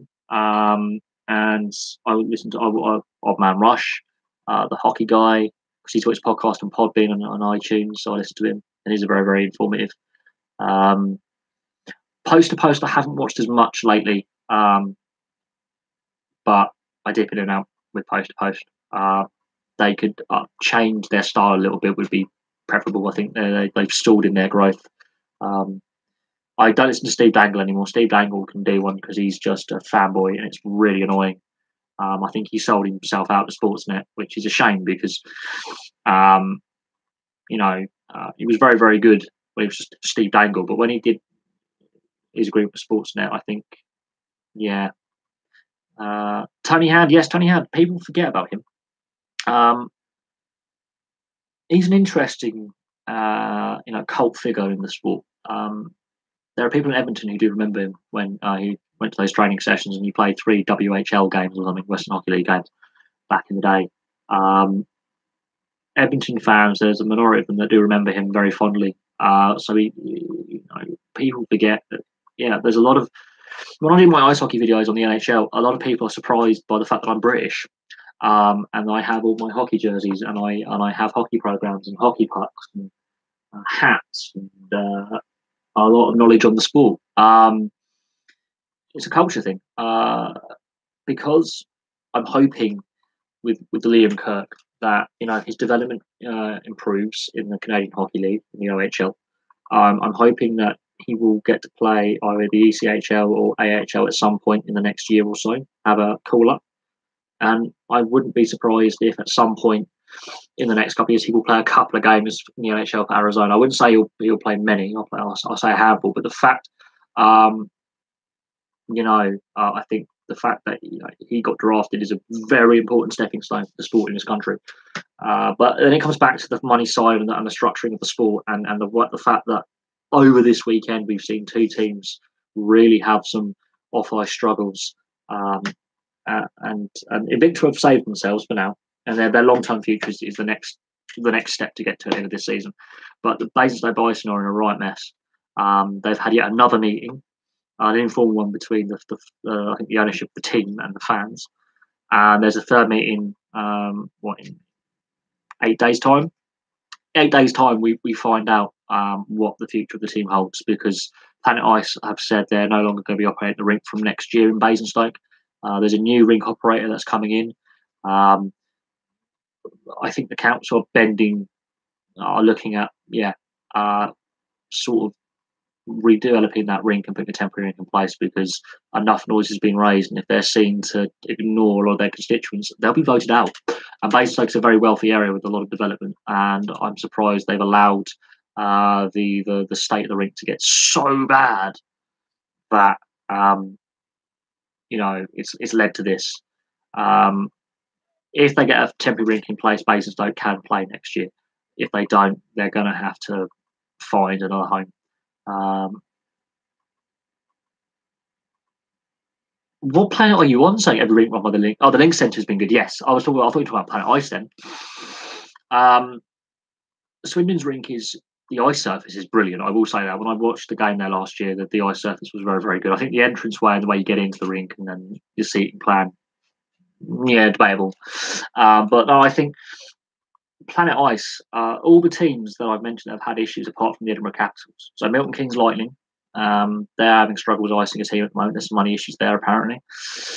They might have gone a step too far with going up to the Elite League too soon. They're having issues.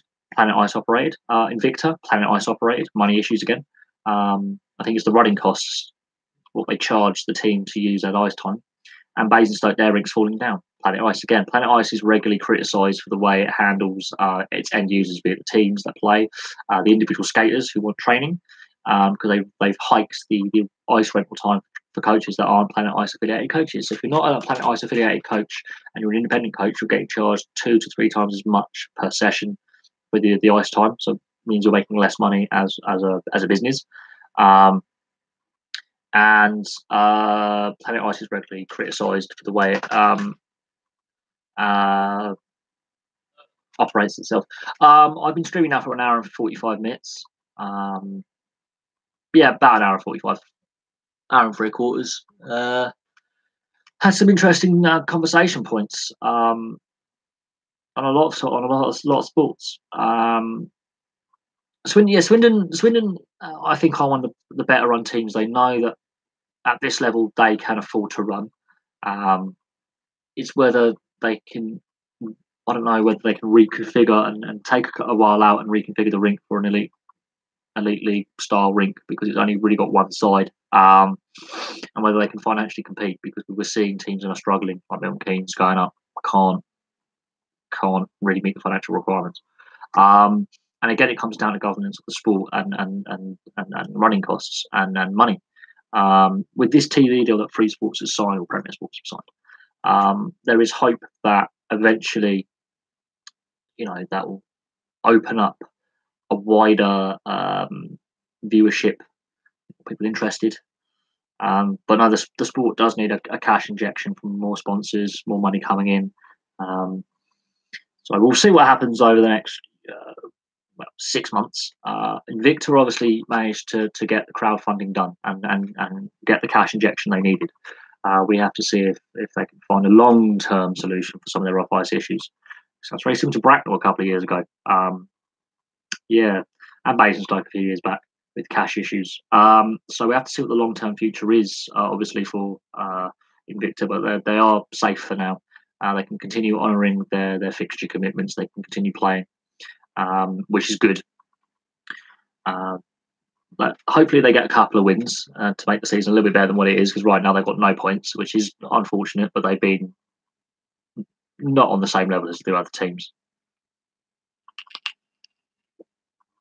But on the good news, plans are for Cardiff Fire to come back up next year. They're trying to work out a financial structure that means they can get those players in, can play, and be an effective team next year.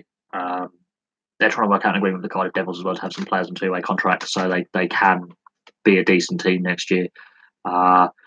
Obviously, we'll wait to see what happens with Hull and their plans to go up to the Elite League. But this is the point when your sport grows very, very quickly, governance, it becomes questionable. The NBA is on Sky, so there is a market. They believe there's a market there, and I do think that basketball in this country, again, funding is an issue and exposure is an issue, and that's an ongoing thing that's been going on for a long time. The Hull score. Let's have a look at Hull. I know Hull are playing at some point. Double check.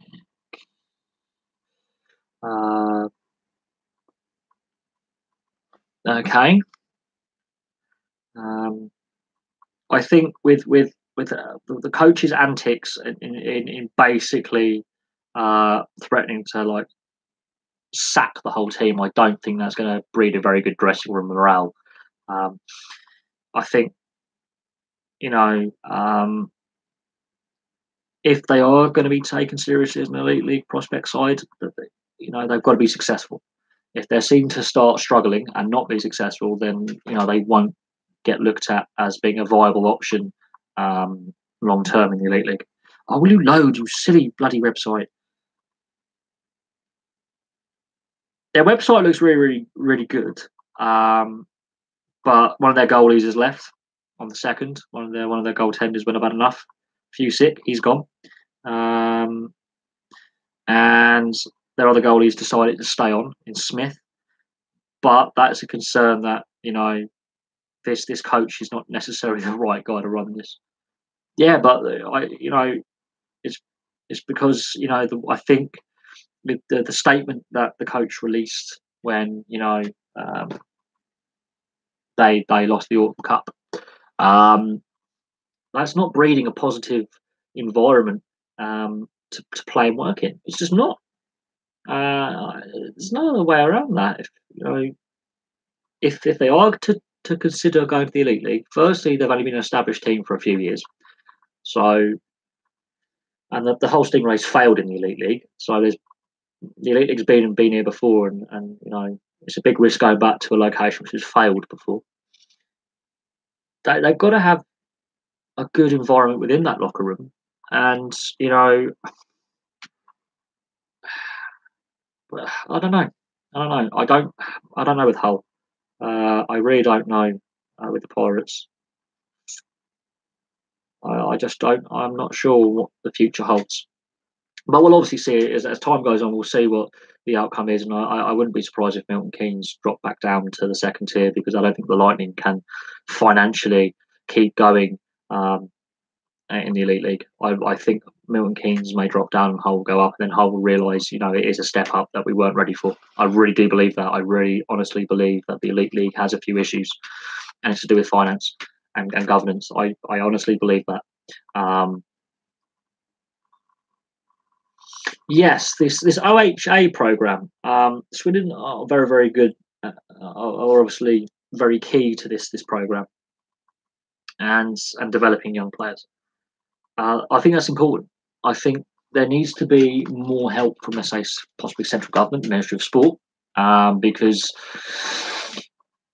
if the sport is to continue to grow and to develop, and if Liam Kirk, I mean, there are apparently, there are other young British players coming through both the national and the elite league right now that are considered to possibly end up in the NHL draft in future years. We've seen a lot of Bracknell players on two-way contracts this year with elite league teams. We've seen it in the past as well. Obviously, Josh Tetlow going up to the Nottingham Panthers and still being on their roster is important. So we've seen that the player development is there. It's whether they can take that next step and go from a decent league in Europe to a better league in Europe with a better standard and better financing. I have seen Blackburn matches, but Ewood Park is a pain in the arse to get to. So I've mostly seen Blackburn play when they were in the Premier League in the south of England against teams like Southampton and Portsmouth and Reading. It's harder to because I live basically on the edge of London. The amount of money it would cost to get to Ewood Park is prohibitive, and this is another issue with the modern football. Back in the day, most clubs, their fan bases were from the local town or the local area in which the club was based. Now it's a more global game. We understand this. There are fans all over it, spread all over the country and all over the world. They don't quite understand the people in charge of football, and to a certain extent, I would say rugby league and rugby union as well, don't quite understand the travel costs behind getting to games. It's not a cheap enterprise following a sports team. I'm lucky that, again, as I said, my local ice hockey team, Bracknell, it's a 20-minute walk to the other side of town, just on main roads. If I use all the shortcuts, I can get there quicker. I don't have to pay for my transport, which is amazing. I can walk there.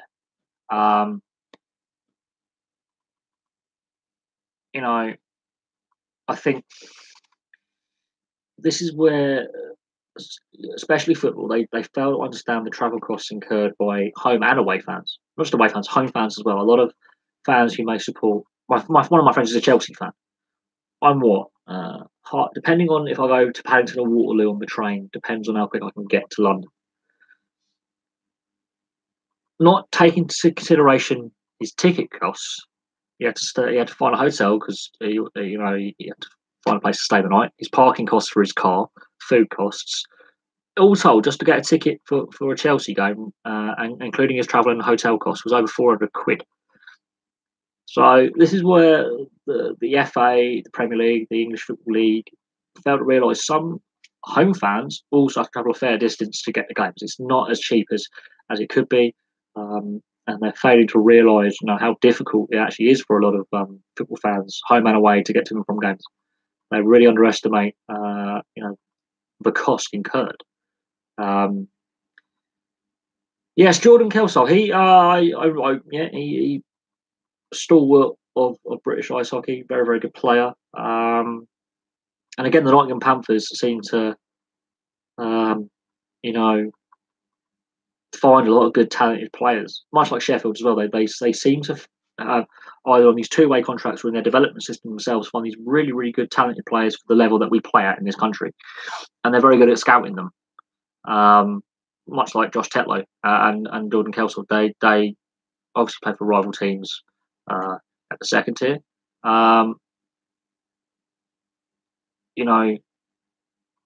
Very, very good at scouting talent. FIFA 19, I don't play any sports games on the Xbox anymore. I went off the sports franchises of EA Sports and 2K a long time ago. There's only so much you can do gameplay wise. I used to play a lot of Footy Manager and Championship Manager back in the day, but again, it's not something that I want to play anymore. I've sort of fallen out of love with the sports games. Again, it's subjective. I mean, some people really love the sports games, and some people really don't like them. And I've gone off them. It's not saying I'm against them. I just don't enjoy them anymore. It's a personal thing. Elite league games aren't as expensive as people realise. I do understand that. They're only about £8-10 more than the league we play in at the top ends. I think at the end of the season playoffs, they could change that structure a little bit. They really, really could. Obviously, I've filled in some fan surveys, for teams. So I do have a vested interest in the sport in this country as a fan, and as a long-term fan, and the health of it is important. So pricing is important, and financing is important for the long-term stability of going forward, and the quality level is actually, I think, better than it was. And I do think there will be a return to the EPIHL kind of as a second tier over the National League, because I don't think a lot of National League teams can compete at the second tier level financially. There's a lot of teams struggling. Sam Jones, he seems a decent player. He's one of those players that you would rather have on your team than against you. Rennie Marr, I think the Marr brothers, are they brothers, the goalkeepers? The Marr brothers, are they brothers? As a goaltender, he's pretty good, but I have noticed a few flaws in his game. If you get after him and get in his head, he's much like Alex Metum. If you both Marr brothers, if you fluster them a little bit and you put a lot of pressure on them and rough them up a little bit, they lose their concentration, much like Alex Metum, and then they're open to score against. But no, they seem decent. It's a hockey family, obviously. I think Sam Jones, from the few games that I've obviously seen him play, because obviously you've obviously seen him more, he seems like one of those players that you want on your team, not against you in the opposition. One of them. Again, it's subjective. You obviously get to see him a lot. I don't. With the few games I've seen him play, I've been reasonably impressed with his performances. But then I was lucky enough to see Liam Kirk play when he was playing for the Steel Dogs on a two-way contract a couple of years ago. And I was impressed with the fact, even though he was a lot smaller than some of the other players around him, he was willing to play against men, much like Antonov. Some of these smaller, younger players, such as a Zach Milton or a Vanya Antonov or a Liam Kirk, they're willing to play against men or bigger players. I think it's a trend that's happening in the game globally. Is there's a return to quicker players, or slighter players. The hitting's still going to be there, the fighting's still going to be there, but I think some players have got to adapt their game to these young, quick players. I think Antonov could play at a higher level. Of that, I have no doubt. It's whether he can physically stand up to an elite league season and the physicality in that league. Liam Kirk obviously could. So when people detract against some of these smaller players, about are they suitable at a higher level? The fact that Antonov and Kirk have played in the EPIHL, which was a more professional league than the National League is, and stood up to playing against hardened, grizzled veterans and big players, is a testament to their playing style and the fact that they can stand up to the bigger guys. I think we are seeing a trend with the sport going for younger players as well and quicker players, more fleet of foot than these big bulking defensemen and full power forwards back in the day. They still have a role, of course. Aaron Nell is important for the sport in this country, let alone just for Swindon. We need more figures like him driving the sport forward and growing the sport. Because without players like that and figures like that, the sport doesn't exist as it does. It's important that the sport continues to grow, but as the sport grows, the officiating needs to seriously improve as well. I've been very critical of the refereeing standard this season. I think it's worse than last season. I think when I was watching the EPIHL, it was better than the National League. I think that is a big issue. I think the refereeing standards have slipped because the old EPIHL has gone defunct, and some of those officials may no longer be involved in the game. Others have either been snapped by the Elite League or the National League, but I do feel that the officiating standard is not good enough. As the sport continues to grow, you have to improve the officiating standard to a suitable level. And I don't think the officiating standard is good enough this season so far. I really, really don't. I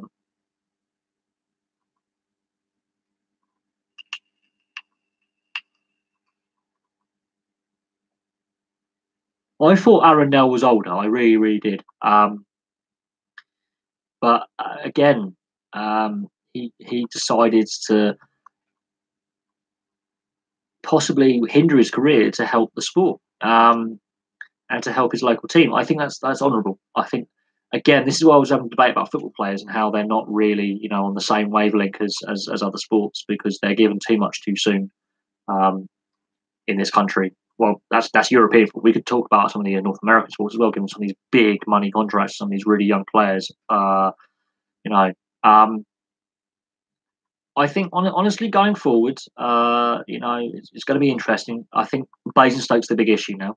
We know Invicta are going to have made their crowdfunding target they needed for the short-term investment. So we know they're still going to be icing a team in the short term. The Basingstoke Bison's the big issue with the state of the rink and the fact that there's another meeting on the 14th and we find out the future of the team. And hopefully they can get a temporary rink solution sorted out very, very quickly, and hopefully they can stay in Basingstoke and that rink gets a proper redevelopment quickly, because it's going to take more than just a refurb inside. They're going to have to completely rebuild that building. They might have to change it on its axis so it's long ways rather than sideways. They definitely got to do something and quickly. And there's a meeting on the 14th, and we will find out, the outcome of the meeting and what is decided long term soon. So that's something to watch this space over the next 8 days with what comes out of that meeting and any future that Basingstoke Bison have, because their future is seriously in doubt now. If they can't get a temporary rink, they're going to have a contingency plan to merge or move. And I think Slough is their best bet because Slough's rink has been updated. They don't have a team in the top level of the NIHL. They've only got Division 2 team. So there's a chance they could merge the clubs together, pool their resources, and then we could see a stronger Slough presence in British ice hockey again, which is very, very important. But I think they've got to think of contingency plans. That's my view on the Basingstoke situation. Until they have that meeting and results of that meeting come out and there's press releases made, we can only speculate the future of the Basingstoke Bison. It's a shame that it's come to this, but Planet Ice have to bear full responsibility for the rink state. The council have to bear some responsibility for allowing it and allowing an operator to get it in that state. And the owners of the rink, who aren't actually Planet Ice, also have to bear some responsibility. But Planet Ice are mostly responsible for the disaster that has befallen Basingstoke Bison with the state of the building. It's completely unacceptable and was allowed to get far worse than it should have. When the issues first started 2 years ago, they were fixable. But there were underlying building issues long before the rink reached the state it is now. And again, this comes back to governance and financing and the direction the sport wants to take. If the sport wants to be taken seriously as a growing sport, it needs to fix these issues. Right, you're back, Mr. Aberdeen Forever. Good to see you. As I said about FIFA and the FIFA games on EA Sports, Pro Evo, I've gone off those kind of sports video games. I did enjoy them when I was a lot younger. Now I don't enjoy them as much. They're just too repetitive for me. I don't find them challenging. Well, they're easy to play. Now they get more for this online experience, which I don't particularly enjoy. And I think I last bought a FIFA-based game. Was it the World Cup game from 2 years ago, or Brazil? I think it was the Brazil World Cup game. I think was the last FIFA game. Well, it was 4 years ago. 4 years ago, I last bought a FIFA-related EA Sports game, and that was to do with the World Cup in Brazil. I haven't really felt invested in those games for over 4 years, and even though I found that game a bit dull and very similar to standard FIFA, games. I understand why people enjoy them. I understand why people play them, but for me, it's just not for me. If you know what I mean, it's not a game that I enjoy playing. So, it is what it is. There are those who do enjoy them, and there are those that don't. And I've fallen out of love with playing sports games. I didn't even buy NHL 19 this year. I was very disappointed with last year's game. About the last couple of years worth of games, I haven't enjoyed. I've still got my old NHL 2005. I think that's when that was the best game they released. And that was the season that the NHL had a lockout. So, ironically, there. But no, I went off the sports games a long time ago. I just find them repetitive and very. They're all samey, and there's only so much you can do gameplay wise to enhance the experience. And if you've got a limited experience like that, where you can only do so much with the controls and how you can play it on the current state of consoles and PCs, there's only so much you can do in it. At the end, they're all basically the same thread, the same gameplay mechanics with a few tweaks. There's not enough change to warrant paying nearly 50, 60 quid for a game. It's just like, well, the gameplay mechanics are the same as they were on PS1, just a lot better graphics. And there's online now, so it hasn't changed enough in 20 years. Obviously, the players change and the transfer market changes, so how you can work that. But again, it hasn't evolved enough, and there's only so much gameplay you can get out of it. So yeah, I got bored quite some time ago. It's not to say it's a bad game or anything like that. It's just something that I subjectively don't enjoy. It's not to say. Occasionally, I want to have a little go on a little FIFA, but I haven't played for so long, and I don't enjoy it anymore. It is what it is. Subjective, and there are those that do enjoy it, and there are those that don't. And is what it is. But I understand why people do want to enjoy, playing them.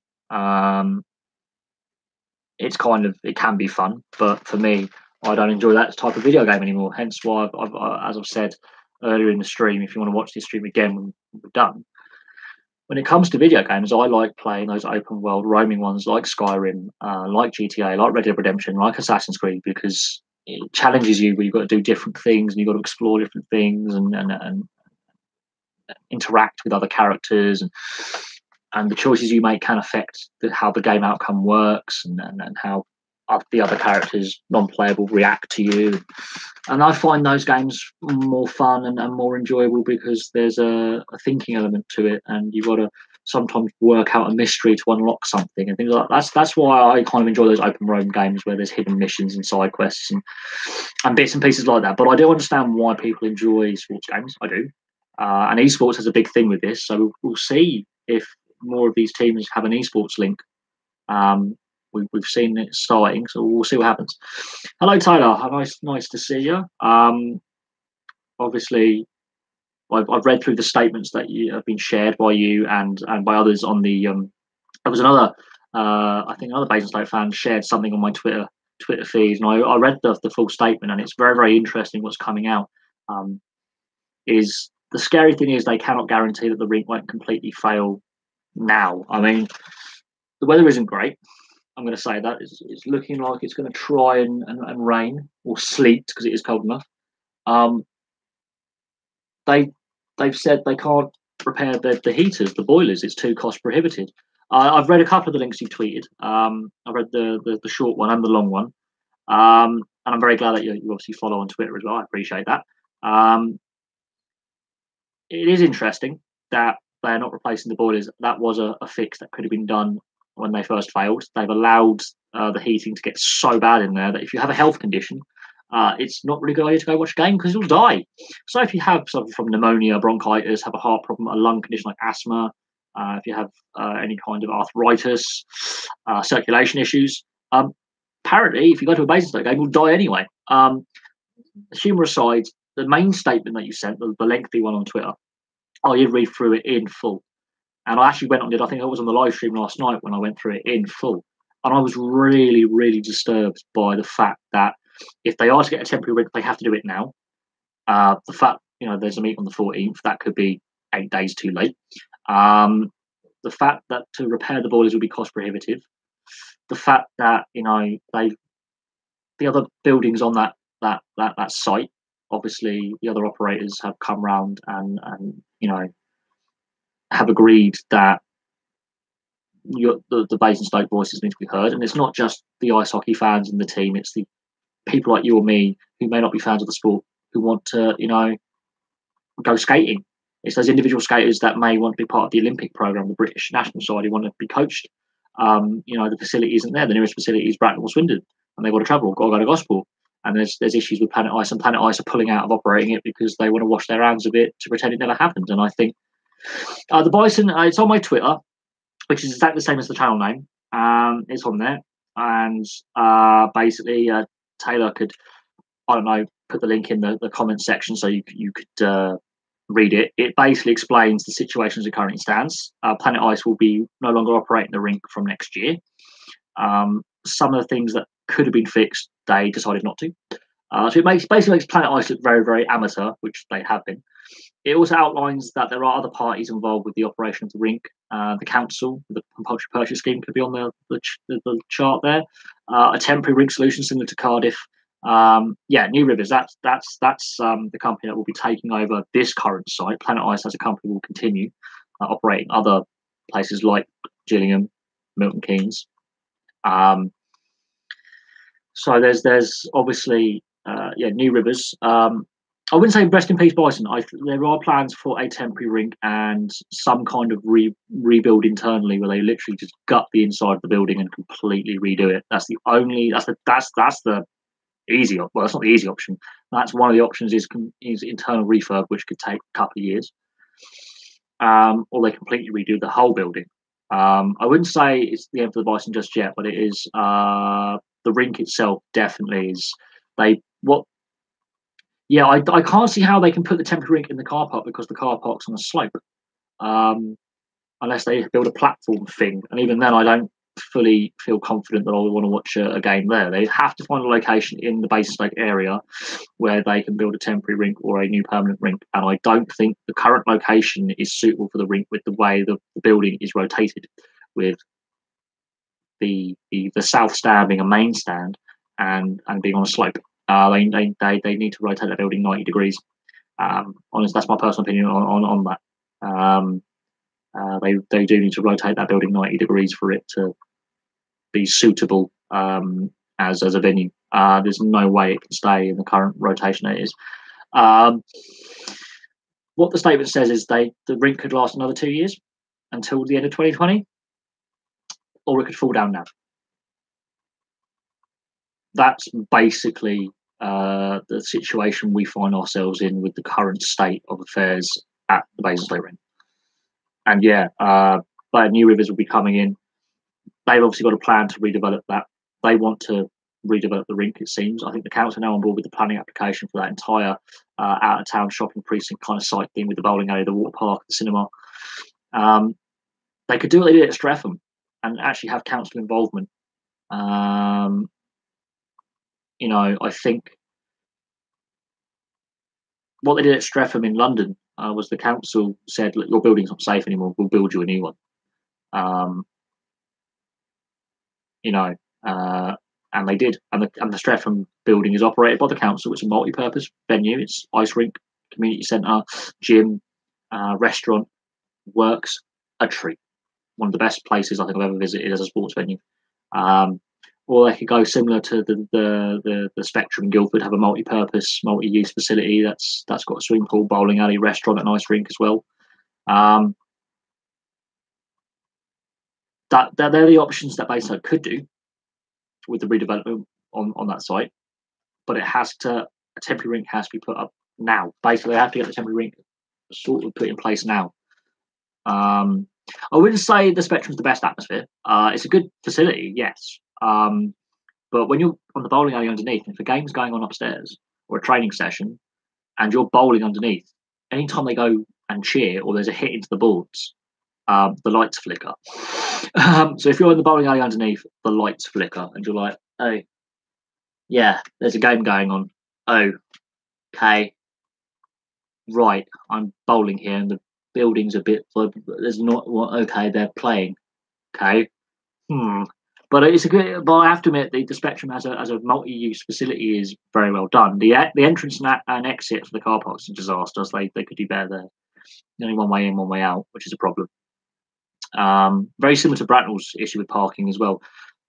You know, I think, yeah, the way the Spectrum works, it's not the best. It's a good ice surface, not necessarily the best hockey arena. And away fans have said there's not much availability of seats, and they have been critical of that. So there is that.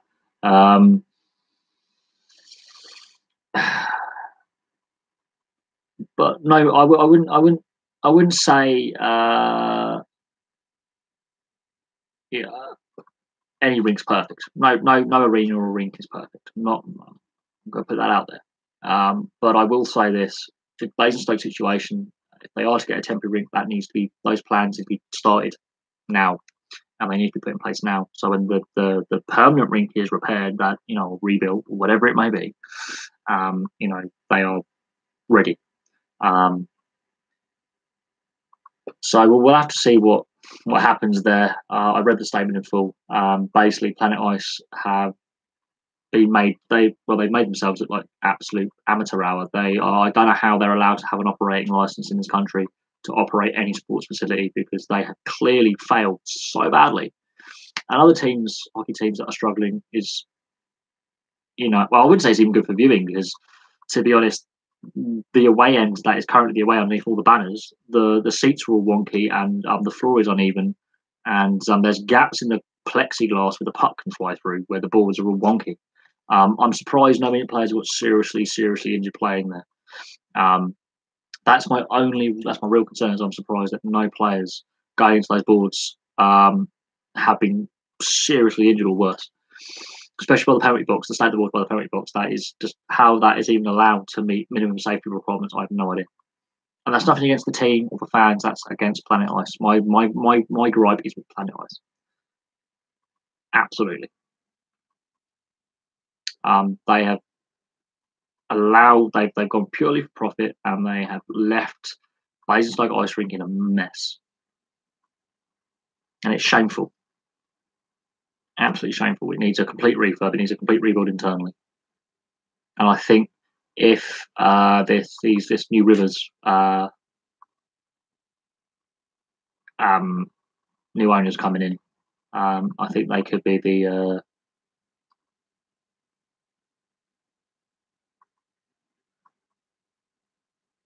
hopefully they can redevelop it properly. Lack of table tennis. I don't know if there's enough fans out there for warranting having it. I understand that there are fans of every sport, and it can be fun watching table tennis. I do like watching table tennis.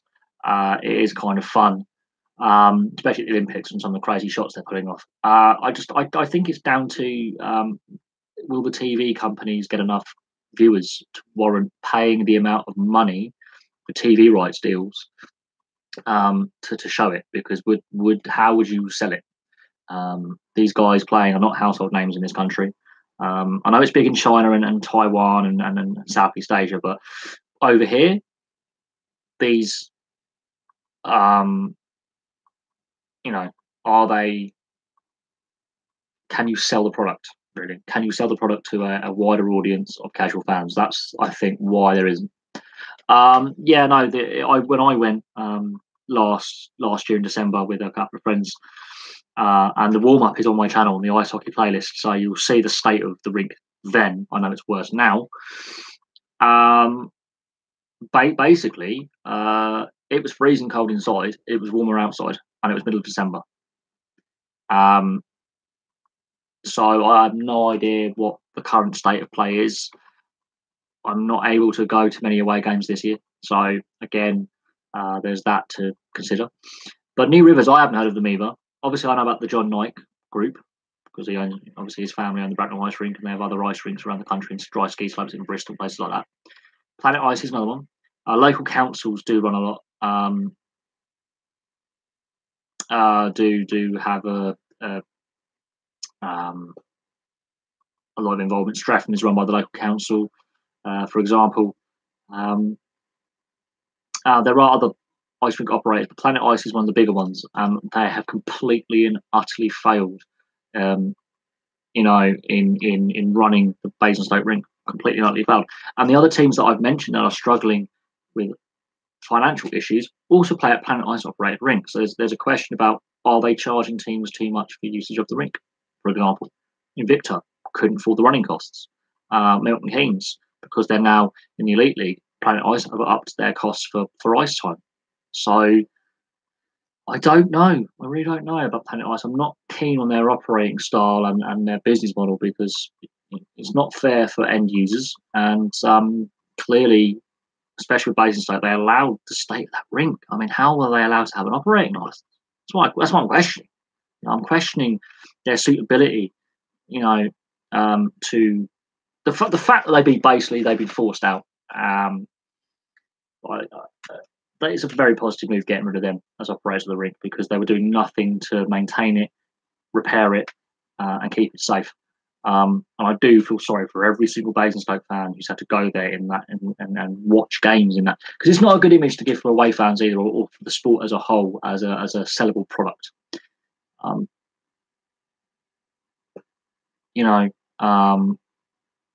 Invicta, again, Planet Ice owned their rink, and they almost went bust this last weekend. So I am hoping that this New Rivers will said they will do an internal refurb. What they need to do is get that temporary rink in place. And if that meeting on Monday says, well, this is where we're going to have the temporary rink, and this is the capacity, and this is going to be pricing, fine. But they have to completely gut the interior of that rink at Basingstoke. And I also feel sorry for the little Frankie and Benny's restaurant that's in the at the end of the away end. Because they're going to have to be moved out as well for any full refurb to take place. Because another business is put in jeopardy because of Planet Ice. The Bison Bar is warm in there, but their pricing's crap. Again, Planet Ice operated thing, and half their video game machines are broken. The air hockey tables when I went there was buggered, and that was like, we got there nice and early for the game. We got tickets. I got our tickets sorted out, I got the tickets sorted out, and I thought, well, we'll have a cup of tea and a bite to eat. And half the food that we wanted, they didn't have, even though it was listed on the menus. And then I went, okay, I went, how much is it for the air table? And the bar staff didn't tell me it was broken. They went, yeah, it's £1. Oh, cool. Went there, and there's a big sign saying out of order. It's broken. You know, I was like, oh Christ. So I was like, what's the point of having this, you know, attraction there if it's broken, and then not tell customers it's broken. Bracknell Bees, yes, we are playing this weekend. We are playing Streatham at home on Saturday. It's going to be a fun game. I will be there, loud and proud. I'll do a post-match review, as always. Unfortunately, I think the weather's not going to be great. I do fear that walking down the rink, I will get a mite wet. I might be buying another jersey to add to the collection. So there'll be that. I'm really looking forward to the game. Streatham have got a very, very good side this year, and they are a hard team to beat. They are a very, very solid side, and they have got some good players, and then they're a gritty side, and they really hard to break down. So I'm really looking forward to it. There's a bit of a rivalry between Bracknell and Streatham that carried over from last year. There was a few incidents in a few games that were a bit flashpoint. When I went with my friend Sam to an away game in Streatham, the rink is beautiful, by the way. The way they've done it is top notch. Top notch. Lambeth Borough Council have really done a good job in South London getting that rink done, and it's a good community centre. And Lambeth in London's got a problem with gang crime and knife crime and stuff like that. Obviously, with what's going on in London, not necessarily the nicest area, but that rink's nice, and I'm hoping that it can be a positive for that area of London. But the team they've got and the community spirit they've got there is good. But there is a bit of a rivalry now growing between Streatham and Bracknell, and it's going to be tasty. It's going to be interesting to see. And we'll have to see. We'll have to see what happens. I don't get this all. I don't know how Bracknell haven't played any Autumn Cup games at all, and we're not in it this year. I don't understand that. I really don't. Obviously, it's how the fixturing worked out with Cardiff not being part of the league and other bits and pieces. But I'm looking forward to the Streatham game.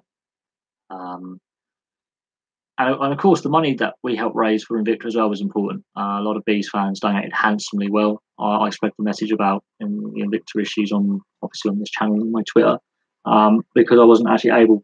Firstly, I went on the GoFundMe page and I was like, crowdfunding. I was like, yes, great, and then I couldn't find the pissing wallet. And then by the time the next day I came back to it, they completed their target, and I was like, oh. So I'll keep a close eye on what happens with Invicta. There's some ex-Bracknell players who are playing for them, so I do have to keep a close eye on them, and I wish them all the best. I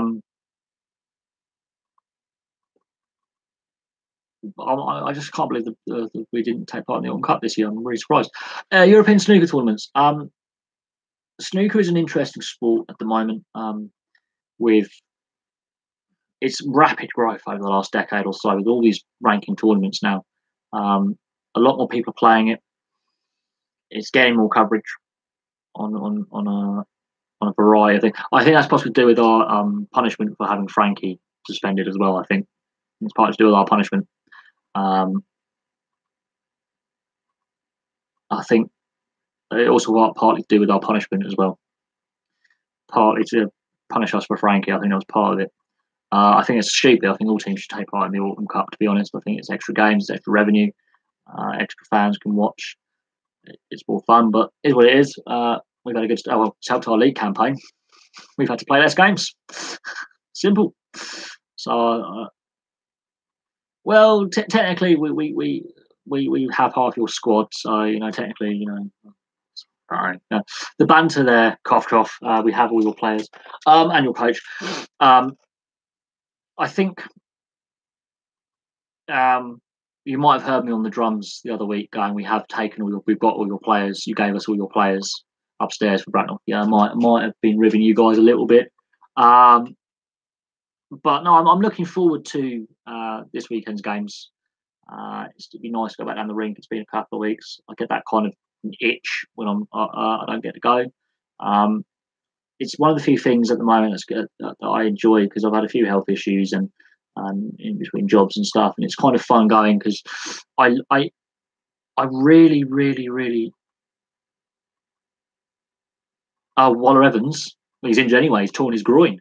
Uh, yeah, Waller Evans has torn his groin, so you're using Metam in goal, which is just hands behind your eyes moment with him.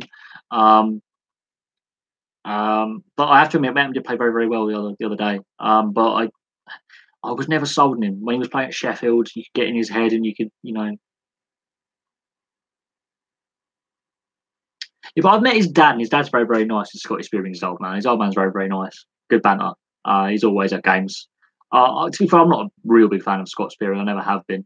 Um, I may like my team, but I don't have to like all the players that play on it. I was never a fan of the Greener brothers.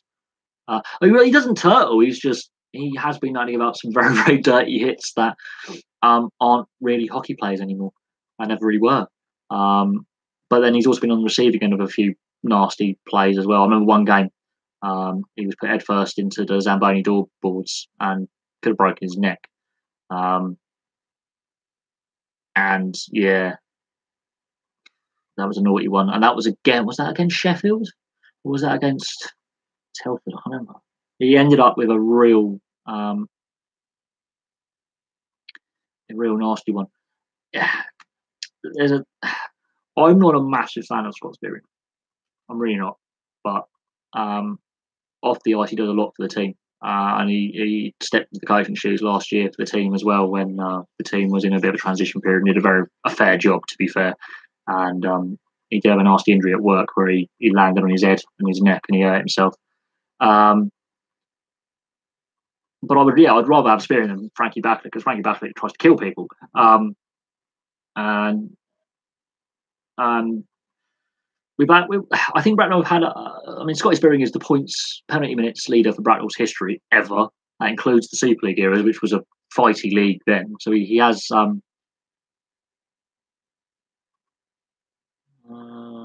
dear, here we go. And the banter starts. Well, Scotty Spearing, I'm not. I don't know. I think his role's changed in the team over the last couple of years. I think Gaza still fights. Painter fights. Steady can fight. That's scary when Harvey Stead goes in, actually. I think you can watch the Barbarians or Tonga on TV. I think you can. I think it might be Channel 4 or BBC. But if not, there will be a company that will cover those matches. Because I think the Barbarians is the last game of the autumn series. So that'll be interesting to watch them. Well, he did check him head first into the boards first, and Gaz got some punches in, and then Jones punched him back and got him in a walk position. But Gaz is 34. But the funny thing about Gaza, he does wear a denture. So when you meet him in actual when he's not playing, he's got a full set of teeth. When he's playing, he's missing 4 of them. He has fake teeth. But something happened there. But again, that's down to poor refereeing, allowing that to happen. I think. That'd be interesting. Brothers fighting. Where have we seen that before? We've seen that in a few hockey matches. This is what I don't get about the end of that incident, because what he was going to go with, Ryan Watt was going to go with someone in that, and the base player didn't want to fight, and then he got done for taunting, and he got a 10-minute misconduct, which on the face of it's probably deserved, but at the time we weren't aware of it until after the game. Gaza got his fighting penalty, which is fair enough because he was involved in a fight. I don't get why Jones got the T+10. Unless something was said, because a misconduct penalty can also be an abuse of an official as well. So something must have been said. I don't think Watty and Metam like each other from last season when Watt was playing for Streatham. I don't think they got on when the Watt brothers both played for Bracknell either.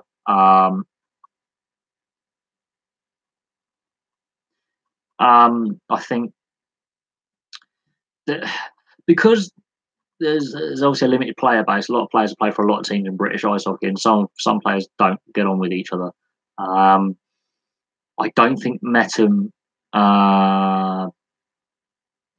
got on with Ryan Watt. There was an incident last year at a Streatham Bracknell game, which I went to in Streatham, and there was an incident, and I think Ryan Watt was involved in it, and Metten and Mort don't like each other at all.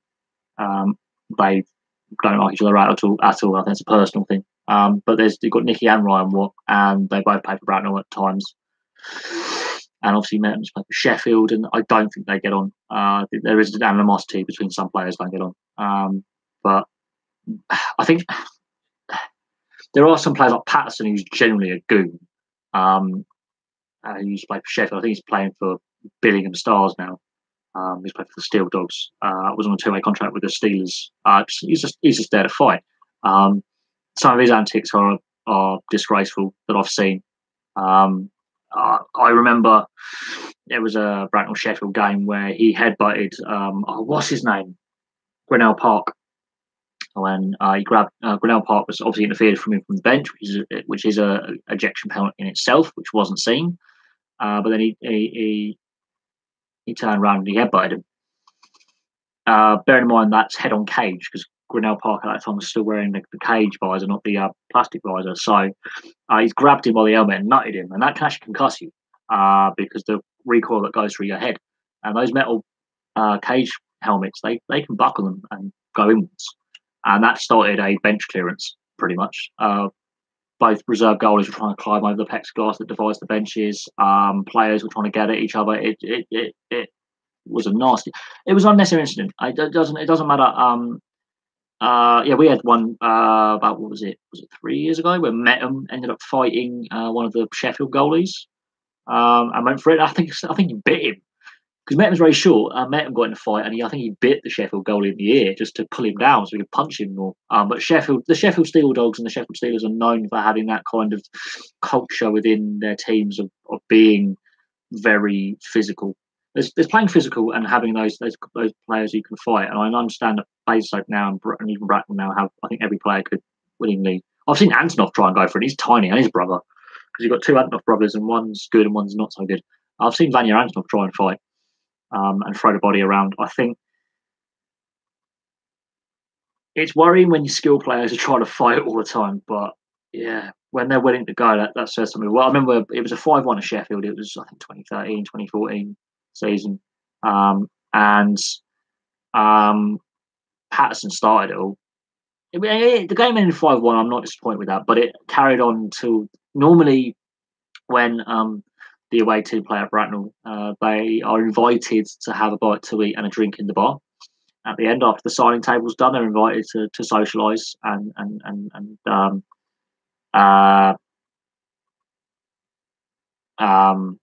have a drink and a socialise. And Bracknell were like, no, we don't want to socialise with these guys. We don't want to socialise with these guys at all. We don't want nothing to do with them. And it ended up in the car park with the Swindon team bus getting smashed up by some of the Bracknell fans and players and the police turning up. And I was like, okay. Because there's that much dislike for the Sheffield style. And they were targeting players like Antonov, some of the younger players. They were targeting players that don't want to fight or aren't known for fighting. They were deliberately targeting with headshots and late shots, and the referee obviously had no control. But it ended up in 45 minutes of fighting and 50 minutes of actual hockey. And even then, it was whistle after whistle after whistle. When our skill players were getting into fights, I knew this game was just. I think it was about, I can't remember the amount of penalty minutes, but it was close to about 300 penalty minutes by the end of the game. It was not quite a record, but there was a lot of penalty minutes, and there was about 7 or 8 fights, 2 line brawls, a fair few injuries, and a couple of ejections, and the game finally ended. And normally, I think it's traditional, it's a custom at Bracknell at least. I don't know about other teams to invite the away teams have a social drink and a bite to eat in the club bar, and have a bite to eat and sit down and have pizza or something and a beer and then socialise. And we withdrew that offer. We said no, we're not doing it. They refused. There was a few Sheffield players that wanted to obviously take up the offer, and I believe Lucas Smith at the time said no, they're not having it. And he said no, they're not welcome to have the post match meal and drink. F off basically, and that led to issues in the car park, which ended up with police getting called and calming things down, and that led on to the following season where Patterson headbutted a player. He headbutted him, and yeah, I do miss the Sheffield Steel Dogs because you were guaranteed to have a feisty game regardless of the score. I do miss watching the Sheffield Steel Dogs play. That's why I do think though that. Right, I'll get on to the David Gold. I'll just finish what I'm saying to the hockey fans here. I'll get on to the David Gold question in a second. That's why I do think there will be a rebirth somehow of the EPIHL. I think Milton Keynes Lightning won't last very long in the Elite League financially. I think they're going to have to take a step down, what Basingstoke did back in the day. I think the EPIHL will be reformed or in some kind of similar kind of second tier league, because we've seen with Invicta that they can't afford the National League Division 1 level what they used to, because it's now the second tier and running costs are seen as higher by brink operators. So I can see Bracknell Sheffield games happening again in the future. And I do think the EPL may return in some kind of guise. There'll be some kind of new second tier formed in a couple of years' time because fans want it. The fans have said they want it. And there's only certain teams that can afford to. The National League doesn't have enough money in it. I can see something happening there. David Gold and David Sullivan, West Ham. I've done a lot of videos on West Ham on the channel's history over the year and a bit that I've been doing videos.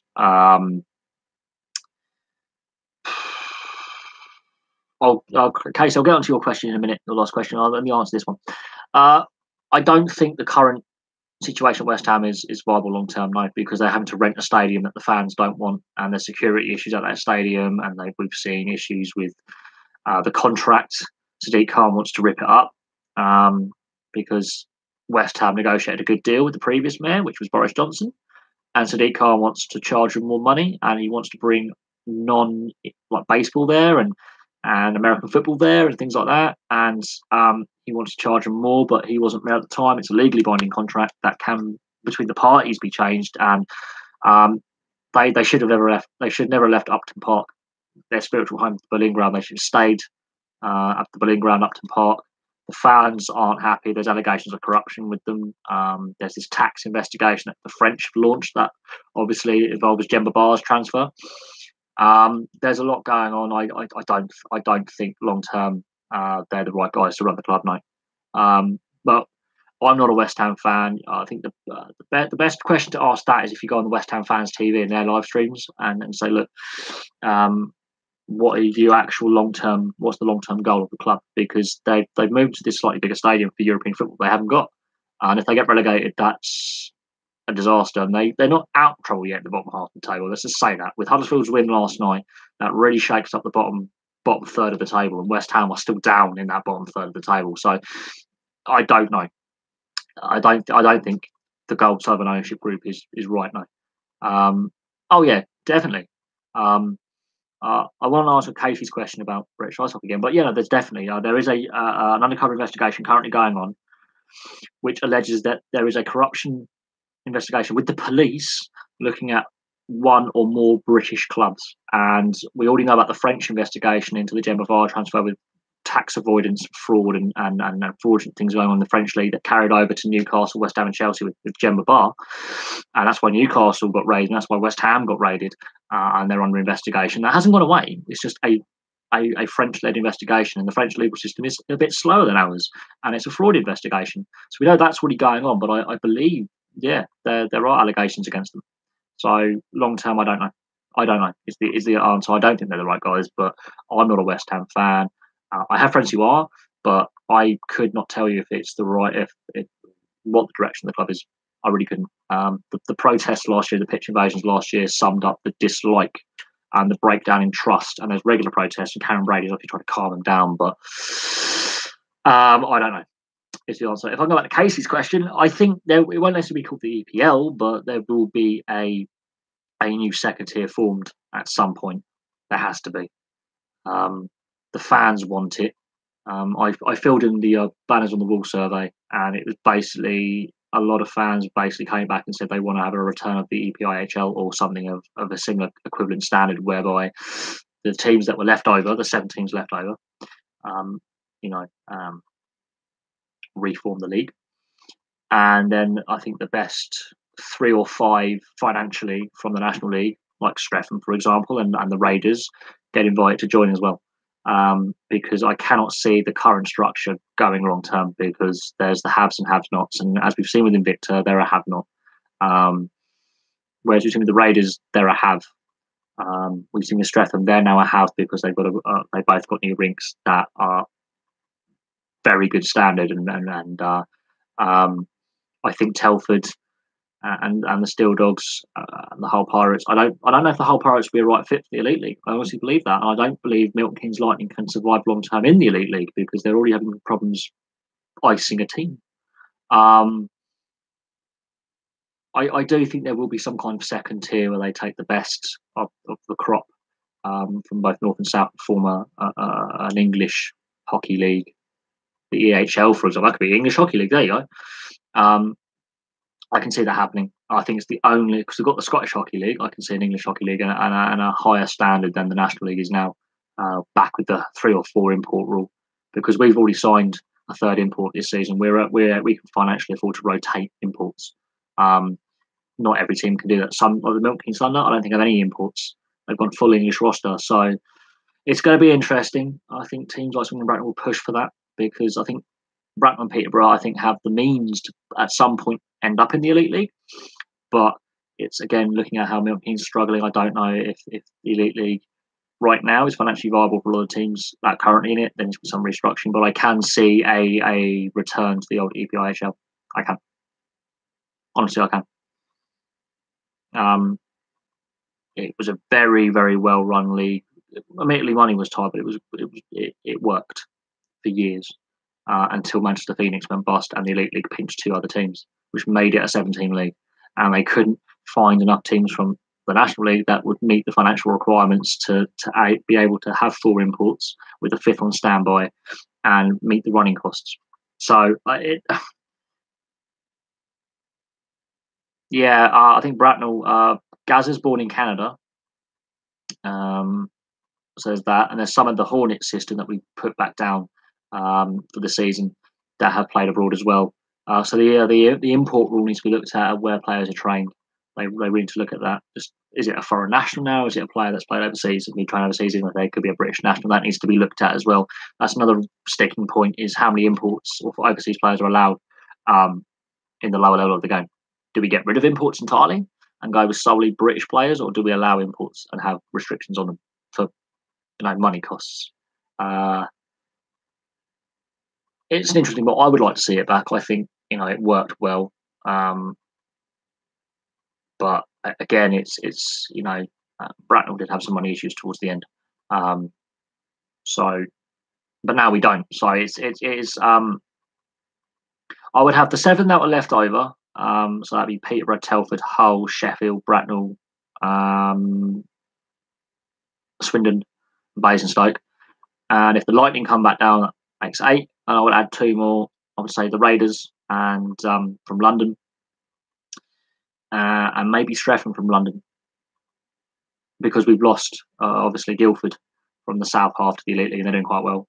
Milton Keynes stay up, and Hull go up. It does affect it a little bit, but I think Oxford City Stars need to update their rink. Billingham Stars, maybe. Maybe Slough, if they can get the money together. It's a difficult one because Slough been there before. Whitlink have gone because the Ryde ice rink's been shut for 2 years, which is insane because people want to use it. Solihull Barons, maybe. So maybe because they've obviously become Milton Keynes Lightning, the old Solihull Barons. So I don't know if the new ones have enough financial backing. That's the problem. That's the issue. If it's a difficult one because I do think we had 7 left over, and Basingstoke's future is very uncertain, which leaves 6. Hull are looking at going up. I can see that happening in the future. We'll see what happens at the end of this season, and we'll see what meetings take place, because obviously Basingstoke is an issue, and Hull going up to the Elite League could affect various numbers of teams in league. And Milton Keynes Lightning, we're not sure about their future as well. So there's 3 teams to look out for long-term longevity. But to have it as a reasonable size league, I think 10 teams was at. I think 12 teams was the EPIHL at its peak. I think 18 teams in total played in the EPIHL. So it is something to consider looking at. But we've got to make sure that the older teams that won the EPIHL obviously clearly have the fan base and the finance. Those new teams they want to bring in, they have to be financially viable to survive as more than a season, because otherwise we could end up with another Manchester Phoenix situation on the hands, or even an Edinburgh Capitals if we were to make it a more professional league, because it was a professional league back in the day. It's a tricky one to get right. Now that Bracknell have the finance, that's good. Basingstoke, the rink issue is the problem. Telford's rink size is tiny. I don't know is the honest answer. I think there's a lot uncertainty, but I think fans would like to see it back. It's whether the finance is there to warrant having it as is, but we will see at the end of the season. I say the Romford Raiders, London Raiders, the Raiders would be a good fit, and Streatham I think would be a good fit as well. That's 2 from the south, and then in the north you could have Billingham, and I'm trying to think now another team from up north. What's another team from up north? This is possibly Solihull, Blackburn Hawks. But again, they've got to be able to financially compete and be financially viable to play. That is the honest answer. If they have to be financially viable to play. I don't know if Whitley Raiders or have enough money. I really don't. Again, they have to be viable to survive at a second tier level, because we've seen with Invicta that it's become difficult in the short to medium term, and we're not even sure about their long term future going on post next year. If they have to drop down, then that does mean the EPIHL has a chance of coming back. Sad it may be, but because it will completely muck up the league structure. And I think Basingstoke, we don't know about their long term future either. So there are things to consider if we want this league to return. Fans want it, but again, it's the money side, and the money side did cause Telford to go mothball for a couple of years in the past. Yeah, Telford weren't always had money, and they weren't always good. They were used to be a terrible team, and they went and hibernated for a couple of years. The Tigers, they decided to go into a cave and hibernate, and then the guy who owns Red Media Group and Red Hockey, whatever, he's worth like 100 million, brought them back, and now they're very, very good. Because of the foundation he built, but they did go out of business for 2 years. So again, the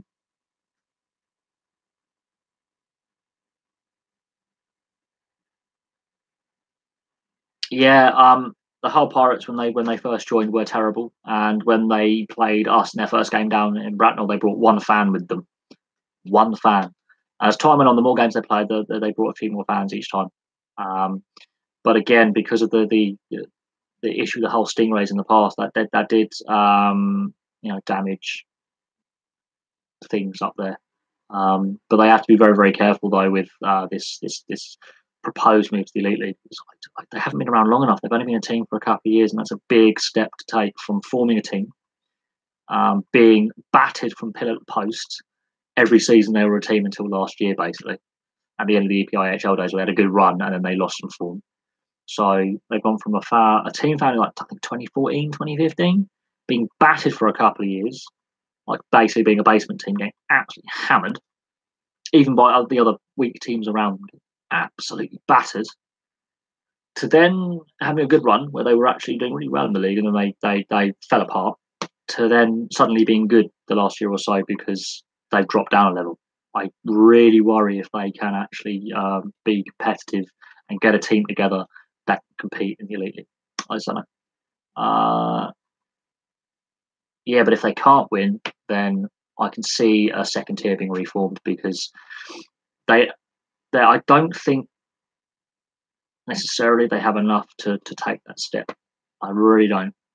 With what happened to the Hull Stingrays, I think it would be a step too far for the finances available in the Hull area, because Hull is not a wealthy city. Let's not forget that Hull is not a wealthy area, so that's a big step and a big financial commitment. And will the fans be willing to pay double the price for tickets? I'm just putting it out there. I'm just saying it's not the wealthiest area in the world.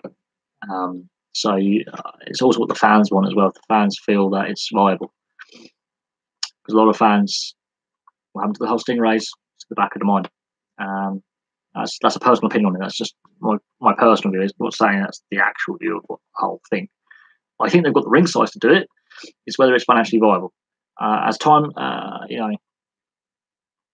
yeah, a little bit. When they first formed, they just didn't have a hope in hell. It was like Cardiff Fire last year. They were getting battered.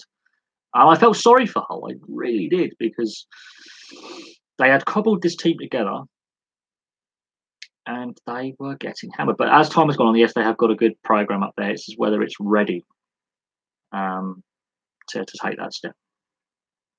Guildford were first invited up to the Elite League in 2005, and they waited until last season to play in the Elite League. Bracknell were invited as well and declined.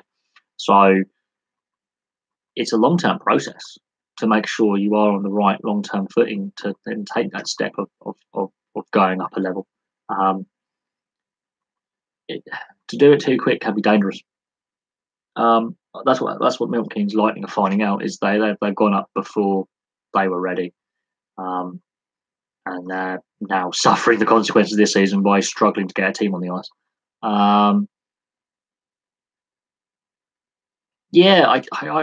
They've had one really successful season and one really decent season, and their other seasons have been terrible.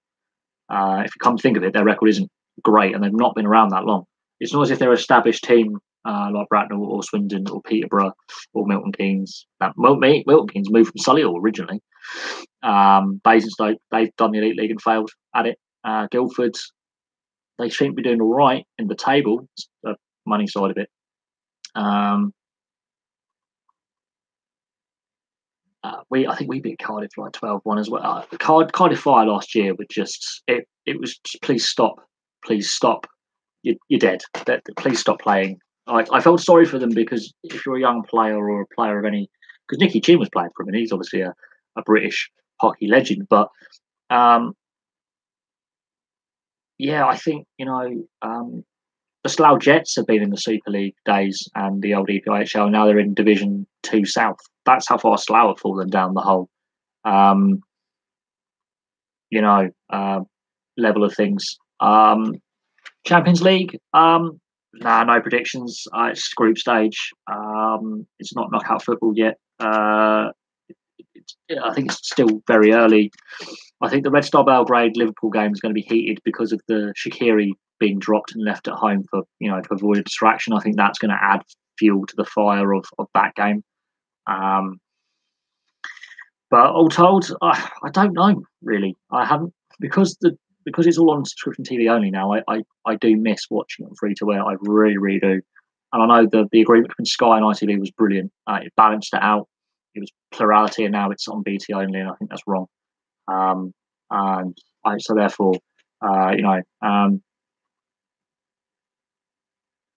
so I don't know on the Champions League tonight. It's a shame that they've taken the opportunity for us to enjoy free to air Champions League and Europa League football, but that's the way the sport wants to go. It wants to go a greedy route. It wants to go a greedy route, and it's harming itself.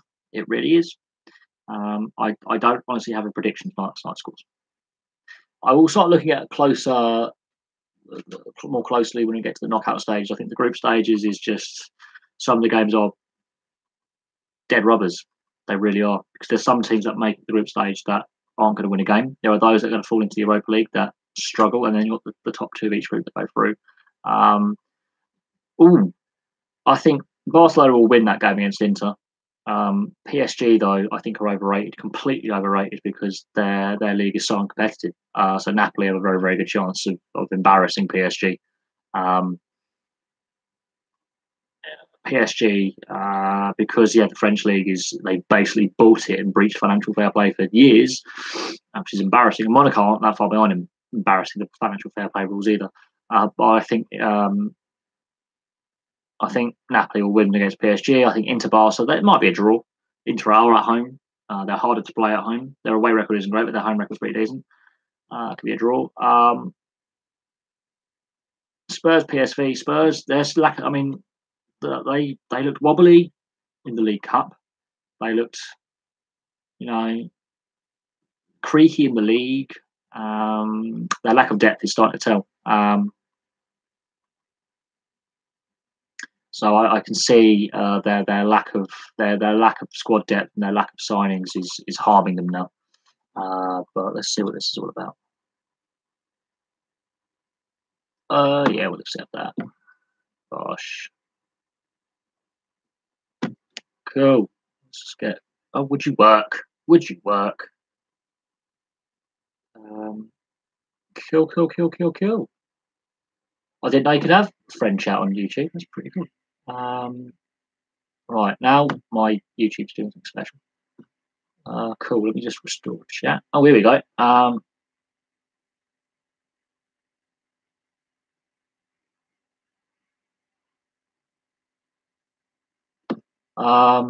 I didn't know there was like a friend chat thing on YouTube that there is on Facebook. That's interesting. I didn't know that application worked. I really didn't know that was there. And I'm a YouTuber. That's how bad it is with YouTube telling us that there's new available features. So if anyone wants to like find me on that messenger service, feel free to add contacting and therefore we can discuss things sort of like behind the scenes where I can show you around all my sports jerseys and memorabilia and do it that way because you guys are the loyal subscribers, I suppose, who come in on every live stream and comment on most videos, even if it's not related to the topic, and are always about. So it's kind of a good way to have a good YouTube kind of working relationship. You see, I only have the app on my phone, but I don't like the app on my phone because they keep doing these updates that don't work. But I'm willing to experiment with trying to work this out because there's some new features coming on the new Creator Studio that they haven't worked out yet, and I'm not a big fan of the new Creator Studio, the beta thing. I like YouTube Studio Classic; it works better, but they're obviously shutting it down next year, and we don't have a choice but to go to this mess that is the new beta. It's horrible. I don't like it. Ugh. But apparently the feedback's positive because they're only doing a small sample size. Yeah, I was meant to get BT Sport for free with my BT package, and then they withdrew that offer when it went to tits. But there we go. Right, let's have a look at the last few questions. Next year's Cricket World Cup, I got asked this yesterday in the live stream, and I honestly can't tell you. I'm going to be completely honest. I honestly cannot tell you who's going to win next year. I think there's a lot of issues surrounding cricket as a sport at the moment. I did answer this question yesterday, and I said any team can win it. Any of the test playing nations, so that includes Ireland in there as well. I think any test playing nation in the world who's got a more depth than just being an affiliate nation can win it. I honestly believe that. I think looking at how the summer went this year with temperature and the humidity and the heat and the occasional thunderstorm, but basically drought conditions, that's going to be a very interesting lot of wickets we're playing on, which may suit the subcontinental teams from it's how do I put it? Pakistan had some good success, in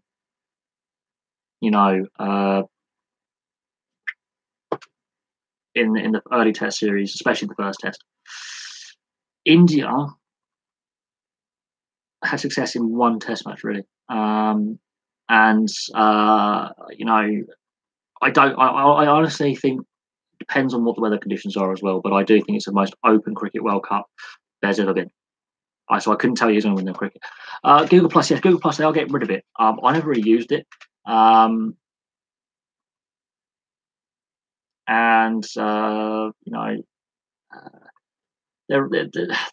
haven't fully worked out the new Creator Studio. It's a mess. It's horrible. It's not as nice to use. It's harder to navigate around. It's a pain in the ass. I don't like it. Creator Classic is the best. I'm not gonna lie, it is the best channel, the best way to do it. Why fix something that isn't broken? Why replace something that's worked well for a long time with the few little mods that they put in? I don't see why they have to change it, but this is YouTube. They don't really give a toss about the small channel. They only care about the big ones.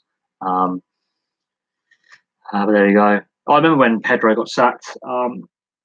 At the end of the day, I think Scottish football does have a lot of problems. It really does. And we discuss it every night on every live stream. I don't know how. Well, I don't know what Scottish football can do to improve itself, because every live stream, Scottish football comes up at least as one of the questions regularly, and sometimes it overtakes the whole live stream. It really does.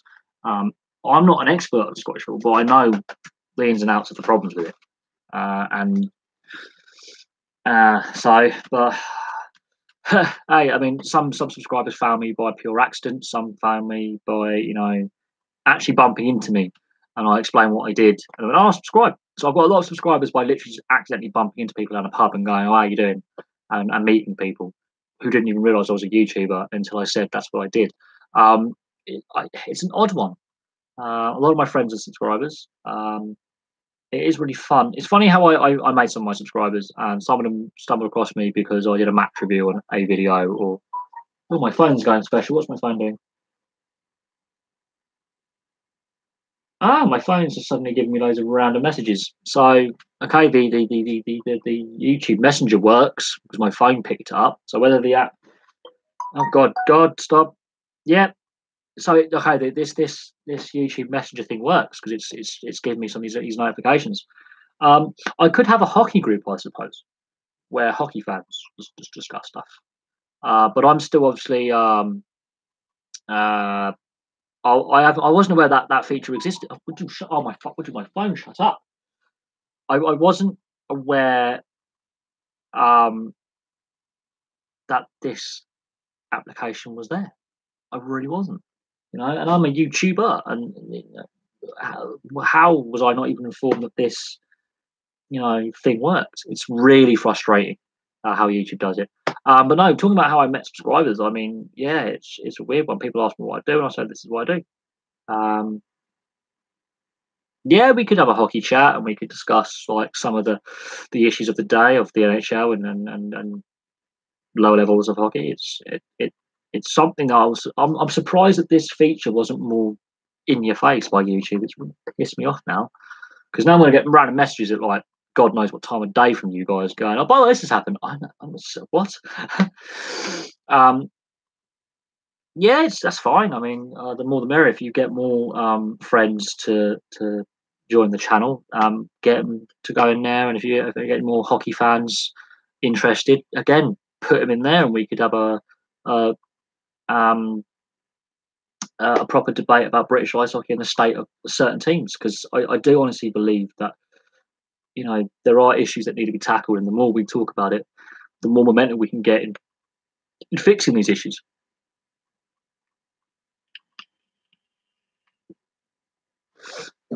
So if you've got any friends or relatives or other hockey fans from the clubs you support, feel free to get them to view the channel, and get them involved in the chat, and get them involved in the discussion, because I feel seriously that we have to have this discussion to get change within the sport, because without Basingstoke fans making noise, their issues would have gone unsolved, and they would have not had a rink to play at all. And the sport is growing, and it needs to have proper stock checks and balances put in place, and make sure the finances are stable for clubs to thrive. Otherwise, we end up with another Invicta having to crowdfund, or we end up with another Edinburgh Capitals pulling out of the league and going bust, or Manchester Phoenix going bust mid-season, which is what the sport can ill afford right now. Yeah, I covered that as best as possible, that World Cup. I really did. It wasn't easy. I will admit that it was not easy, but I did my best. I really did my best on that. And they were some of my most popular videos, is when New Zealand got trashed by Tonga and Fiji. They were really, really popular. Um, my rugby league videos seem to be very, very popular over other, and my rugby union videos as well. And some of my ice hockey ones are more popular than my football ones, because if you look at my Football World Cup views this summer, they're only averaging anywhere between 25 and 100 views. They weren't getting as many views as my Rugby League World Cup videos. I have no idea why. I just think the amount of YouTubers probably covering the Football World Cup must have saturated, the market, and when one person watches one channel, they don't want to see another 8 channels cover the World Cup. I don't know, but um, I have to admit, it's interesting how you guys subscribed and why you guys subscribed and how you found me. Um, that's what I find really interesting is how you guys found the channel, because it gives me an idea of what you guys like and don't like and what makes things work and what makes things not work. Because I've lost a few subscribers the last few days, so I've got to look at why that's happened. Yeah, it's an interesting one. I don't understand why. I don't really schedule them. I just do them. I could do the scheduling side of things and do them at set times, but again, I don't like having that kind of scheduling because I do other things where I might get a phone call. At the moment, a good friend of mine is his aunt seriously ill, so he might phone me up now, going, "I've got to go and help him out because she may be passing away," kind of thing. So I can't really schedule it at a set time at the moment, which is a pain in the ass. But I put my friends and family first. This is a hobby, but it is surprising that I did have 378 subs. Oh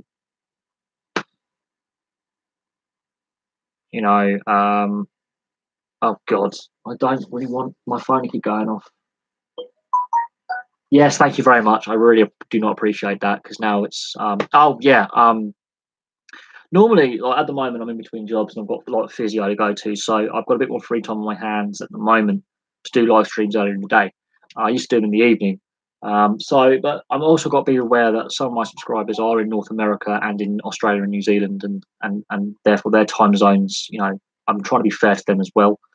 So it's 4 o'clock in the morning in Australia, 5 o'clock in the morning in Australia. In North America on the East Coast, it's midday, and it's like 9 o'clock on the West Coast. So I've got to try and be mindful of. Oh, would you stop messaging? Good God.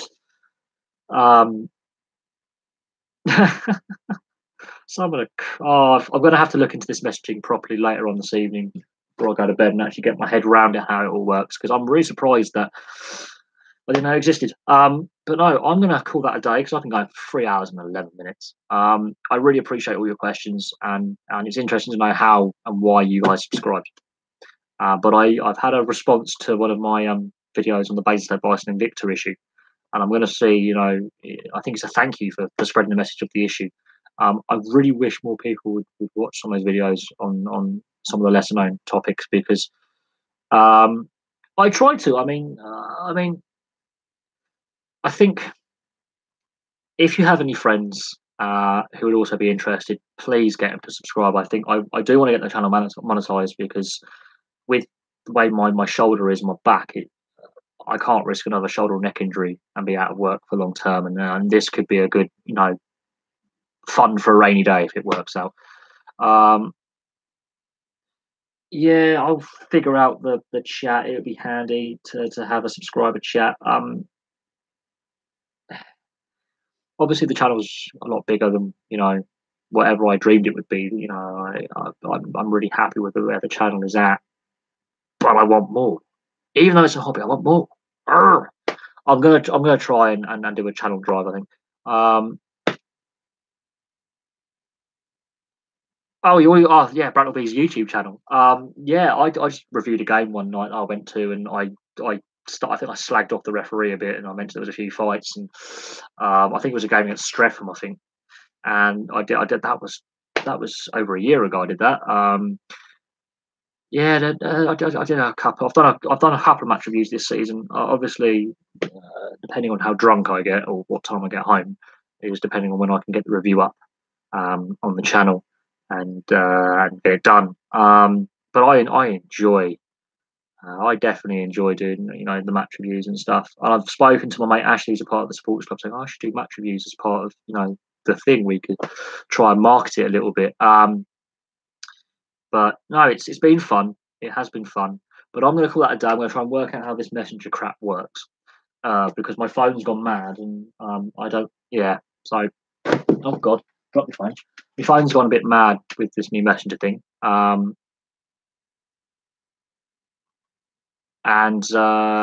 Yeah, I appreciate all the comments and discussion tonight. I'll have a discussion on Saturday with my friend Ashley about possibly doing video reviews of the matches on this channel. as part of the thing, and if they're happy with it, then I'll have some discussions with them. But again, that's something for planning. Would I like to interview one of the Black Rugby players? Probably. But again, it's about what we can organise and get going, and what we could do. But thank you very, very much for watching, guys, and all your questions. And I'll have a look at the sports news, and we'll see what's going on sports news wise this evening. I might have some other videos coming up. My mate Ashley's primarily a hockey fan, so I don't having solely those kind of live streams, but I might do a Black Rugby live stream possibly. But we'll have a discussion with him about what we can do. That's something for the future and something to think about. But at the moment, I'm gonna call it an evening. I want to get a bite to eat because I'm a bit peckish. I've not had lunch yet. I want to do some of the bits and pieces this evening. But I will have more video content coming up soon. And watch this space.